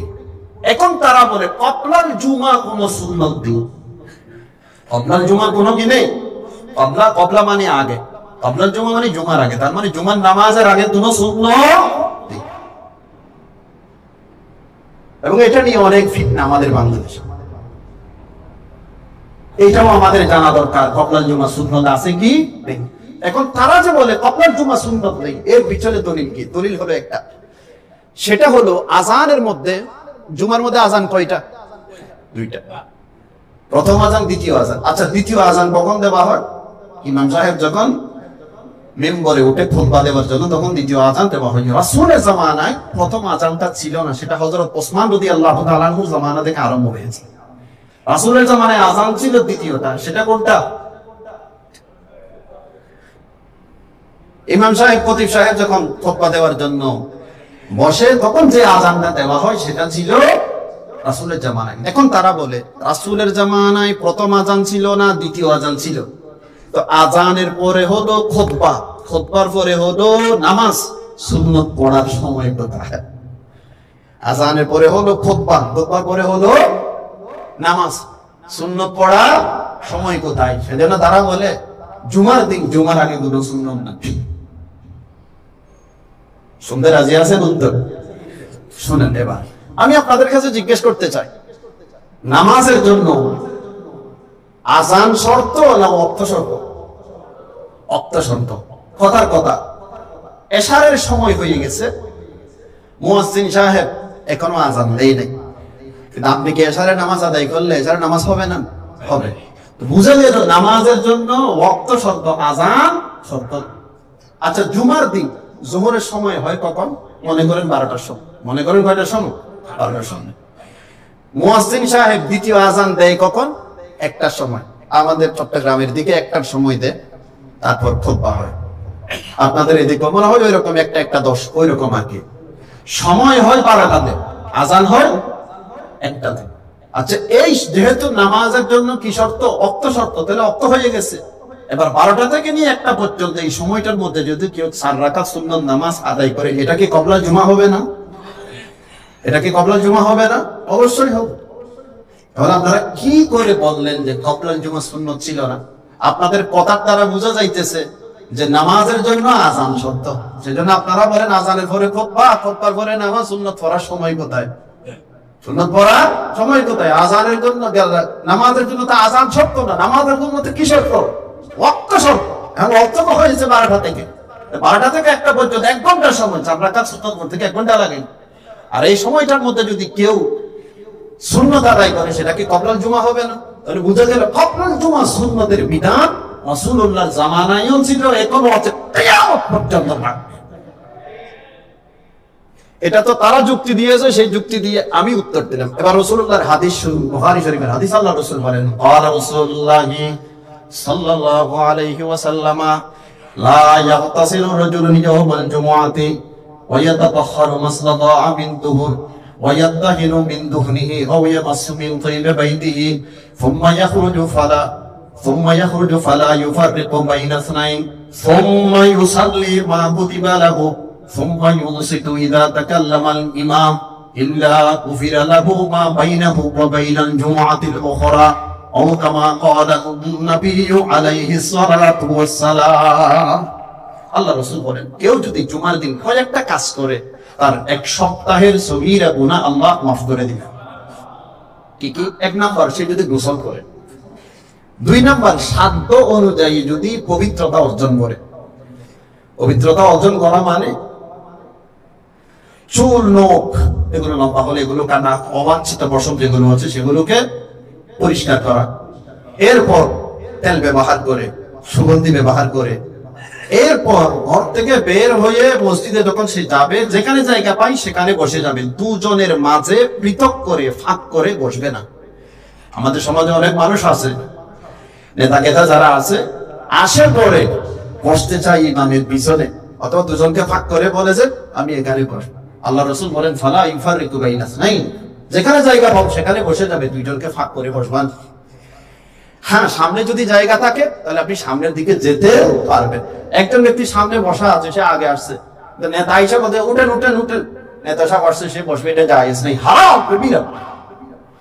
এরপর আল্লাহ রাসূল বলেন, সুম্মা ইউসাল্লি মা কুতিবা লাহু, তারপর সে নামাজ আদায় করেছে, তারপর সে নির্ধারিত নামাজ আদায় করেছে। সুম্মা ইউনসিতু ইযা তাকাল্লামাল ইমাম, যখন ইমাম খুতবা দিয়েছে, যখন ইমাম খুতবা দেয় তখন মনোযোগ সহকারে যদি সে খুতবা শ্রবণ করে, এই কয়েকটা কাজ করলে ইল্লা গুফিরা লাহু মা বাইনাহু ওয়া বাইনাল জুমআতিল উখরা, 1 সপ্তাহের গুনাহ আল্লাহ মাফ করে দিবেন। এখানে মহল বেস্তে সাদ হলো, আল্লাহ রাসূল বলেছেন নামাজ পড়বে তারপর খুতবা শুনবে। সুম্মা ইউসাল্লি মা কুতিবা লাহু, নামাজ পড়বে তারপর খুতবা শুনবে। আমি আপনাদের কাছে জিজ্ঞেস করতে চাই, প্রথমে নামাজের কথা বলেছে, তারপর কিসের কথা বলেছে? খুতবার কথা বলেছে। এবার খুতবার আগে যেই নামাজটা পড়া হয় সেটা কি ফরজ নামাজ না সুন্নাত নামাজ? সুন্নাত নামাজ। তাহলে সুন্নতের কথা হাদিসে আসেনি? আছে। এটা আমার ব্যাখ্যা নয়, মিশকাত শরীফের ব্যাখ্যাকারী মোল্লা আলী কারি রাহমাতুল্লাহি আলাইহি মেরকাত নামক কিতাবের 3য় নাম্বার খণ্ড 1029 নাম্বার পৃষ্ঠায় লিখেছে, মা কুদ্দিরা লাহু মিন সুন্নাতিল জুমআতি ওয়া হিয়া আরবা'উ গায়রিহা মিনাল কাযায়া বিন নওয়াফিল। খুতবা শ্রবণ করার আগে যেই নামাজের কথা আল্লাহ রাসূল বলেছেন সেটা হলো সুন্নাত নামাজ, সেটি 4 রাকাত, সেটি সুন্নাত নামাজ, সেটি 4 রাকাত, এবং কাসা নামাজ অথবা নফল নামাজ, সেটি ফরজ না, সেটি ফরজ নামাজ না। এরা বলে এখানে নামাজের কথা যেটা বলা হয়েছে হাদিসের মধ্যে সেটা ফরজ নামাজ। আরে দেখো, নামাজের পরে তো আল্লাহ রাসূল খুতবার কথা বলেছে, খুতবার আগে কি ফরজ নামাজ পড়া হয়? খুতবার আগে কি ফরজ নামাজ পড়া হয় না? তাহলে বাধ্য হয়ে বলতে হবে যে খুতবার আগে যেই নামাজ পড়া হয় সেটা কি নামাজ? সুন্নাত নামাজ এবং নফল নামাজ। তাহলে হাদিস দ্বারাও প্রমাণিত যে কবরার জুমা সুন্নাত। আল্লাহ তাআলা এই সমস্ত বিভ্রান্তিগুলো থেকে আমাদেরকে বেঁচে থাকার তৌফিক দান করেন। আরো বেশ কিছু মাসালা নিয়ে তাদের সাথে আমাদের ইখতিলাফ আছে। বিভিন্ন জায়গায় বিভিন্ন ফেরকা মাথা ছড়া দিয়ে উঠেছে। শুধু তারা নয়, একদিকে কাদিয়ানী, আহলে হাদিস, আহলে কোরআন, নব্য আহলে কোরআন। যারা আহলে কোরআনের দাবি করেন, নব্য আহলে কোরআনের দাবি করে, তারা আসলে কোরআনই মানে না। কারণ কোরআনে আছে হাদিস মানার কথা, কোরআনে আছে হাদিস মানার কথা। যখন তারা হাদিস মানে না, তাহলে তারা কোরআনই মানে না। আর আমরা যারা হাদিস মানি, আমরাই কোরআন মানি। আমরা যারা হাদিস মানি, আমরাই কোরআন মানি। যারা হাদিস মানে না, তারা কোরআনই মানে না। কারণ কোরআনে বলেছে হাদিস মানার জন্য। আল্লাহ তাআলা বলেছেন, আমি নবীজিকে দুনিয়াতে প্রেরণ করেছি লিতুবাজ্জিনা লিন-নাস, মানুষের কাছে আমি আল্লাহর বিধানগুলো খুলে খুলে বয়ান করে দেওয়ার জন্য, খুলে খুলে বয়ান করে দেওয়ার জন্য। আর রাসূলের যে ব্যাখ্যা আছে, সেই ব্যাখ্যার নাম হলো হাদিস, সেই ব্যাখ্যার নাম হলো হাদিস। তাহলে হাদিস মানার কথা তো কোরআনে আছে। কোন আহলে কোরআন যারা আছে, তারা বলে না, হাদিস মানার দরকার নাই, কোরআনই যথেষ্ট। এই নব্য আহলে কোরআনের ব্যাপারে ভবিষ্যৎবাণী করেছেন আমাদের নবী মুহাম্মদ মুস্তাফা সাল্লাল্লাহু আলাইহি ওয়াসাল্লাম। আজ থেকে 1400 বছর পূর্বে হাদিসে আছে, আল্লাহ রাসূল বলেন, এমন একটা সময় আসবে অচিরে কিছু দুনিয়াদার মানুষের আগমন হবে এই দুনিয়াতে, বিলাসী মানুষের আগমন হবে এই দুনিয়াতে। এরা আমি মুহাম্মদুর রাসূলুল্লাহর হাদিস থেকে কোন একটা হাদিস বয়ান করবে। বয়ান করার পর বলবে যে আমাদের মাঝে আর তোমাদের মাঝে একমাত্র ফায়সালাকারী হলো কোরআন। আমাদের মাঝে আর তোমাদের মাঝে একমাত্র ফায়সালাকারী হলো কোরআন। এটি ইবনে মাজাহ শরীফের হাদিস। এরপর তারা বলে, কোরআন যেটাকে হালাল বলবে, ইস্তাহলালনাহু, সেটাকেই আমরা হালাল মনে করব। আর কোরআন যেটাকে হারাম মনে করবে, সেটাকেই আমরা হারাম মনে করব। তার মানে কোরআনের বাহিরে যাব না। এদেরকে আমি জিজ্ঞেস করতে চাই, পবিত্র কোরআনের মধ্যে আল্লাহ তাআলা নামাজের কথা বলেছেন, যাকাত আদায়ের কথা বলেছেন, বলেছে কিনা? নামাজ কায়েম করো, যাকাত আদায় করো, আকিমুস সালাহ ওয়া আতুজ যাকাত, কোরআন শরীফে আছে কিনা? আচ্ছা, আমরা নামাজ কিভাবে পড়ব? নামাজের যে কাইফিয়ত সিস্টেম আছে, এগুলো কি কোরআনে আছে? শুধু নামাজ না, নামাজের আগে যে আযান আছে, এই নব্য আহলে কোরআন যারা আছে, আযানটাও তো কোরআন থেকে তারা বের করতে পারবে না। আযানটাও কোরআন থেকে বের করতে পারবে। তাহলে কোরআন বলেছে হাদিস মানার জন্য, সেজন্য যারা হাদিস মানে তারাই কোরআন মানে, আর যারা হাদিস মানে না, তারা কোরআনই মানে না। সুতরাং যারা নিজেদেরকে আহলে কোরআন বলে মানুষের সামনে পরিচয় দিচ্ছে, তারা হলো প্রকৃত অর্থে প্রতারক। তারা হচ্ছে যে প্রকৃত অর্থে প্রতারক। আল্লাহ এই সমস্ত প্রতারক থেকে আমাদেরকে বেঁচে থাকার তৌফিক দান করেন। আমিন। তার অনেক হয়ে গেছে, যা কথা বলেছি আল্লাহ সবাইকে বুঝার আমল করার তৌফিক দান করেন। ও আখির দাওয়ানা আলহামদুলিল্লাহি রাব্বিল আলামিন ওয়া সাল্লাল্লাহু আলা সাইয়্যিদিনা মুহাম্মদ ওয়া আলা আলিহি ওয়া সাহবিহি ওয়া বারাক ওয়াসাল্লাম। আপনাকে হুজুর বলা যাবে না, ওনারা আমাদের কাছে প্রশ্ন, আপনাকে হুজুর বলা যাবে না। হুজুর বলা যাবে না? জি, সেটা বলা, এটা বলা যাবে হুজুর। ওনারা বলেন, আলে হাদিসরা বলেন, প্রশ্ন বেরেছে হুজুর মানে উপস্থিত। এখন আমি বলতে হুজুর, ও তো এখানে আছে, তো অসুবিধা কি? এই অর্থে হুজুর, উনি এখানে উপস্থিত। আর রাসূলুল্লাহ হাজির নাজিরের মাসালা যেটা আছে, সেটা বেদাতীদের আকীদা। বেদাতী যারা আছে, বেরেলভী যারা আছে, তারা বলেন আল্লাহ রাসূল সব জায়গায় উপস্থিত, আল্লাহ রাসূল সব জায়গায় কি উপস্থিত। এটি তাদের আকীদা, বেদাতীদের আকীদা। এবং আল্লামা সরফরাজ খান সফদর, পাকিস্তানের গুজরানাওয়ালার শাইখুল হাদিস, কিতাব রচনা করেছেন আটুকি কন্ডক। তার আরেক নাম হলো তাবরিদুন নামাজ ফি মাসতারাদিল হাদির ওয়ান নাজির। বেদাতীদের যত দলিল আছে রাসূলের হাজির নাজির সম্পর্কে, যে তাদের দাবি, সেই দাবি গুলোকে জিকির করে সরফরাজ খান সফদর রহমাতুল্লাহ একটা দাবি জিকির করে সবগুলোকে খণ্ডন করেছে কিতাবের মধ্যে। মাদ্রাসার ছাত্র ভাইরা যারা আছি, তারা এগুলো কোথা না করবো, বাতিলদের দাবি খণ্ডনের উপর আমাদের আকাবেরা যে কিতাবগুলো রচনা করেছে, সেগুলো মোতালা করবো। কাদিয়ানীদের উদুদের উপর, তাদের দাবির খণ্ডনের উপর আমাদের আকাবেরা যে কিতাবগুলো লিখেছেন, সেগুলোকে বর্তমানে একত্রিত করে 60 খণ্ডে ছাপানো হয়েছে। তার নাম হলো ইহতিসাবে কাদিয়ানিয়া। এগুলো আমরা পড়বো, মোতালা করবো। আল্লাহ সবাইকে বুঝার এবং আমল করার তৌফিক দান করেন। হুজুর মুরব্বী মানুষ আছে, হুজুর দোয়া করবে, আমরা হুজুরের সাথে আমিন বলবো। ওয়া আখিরু দাওয়ানা আলহামদুলিল্লাহি রাব্বিল আলামিন।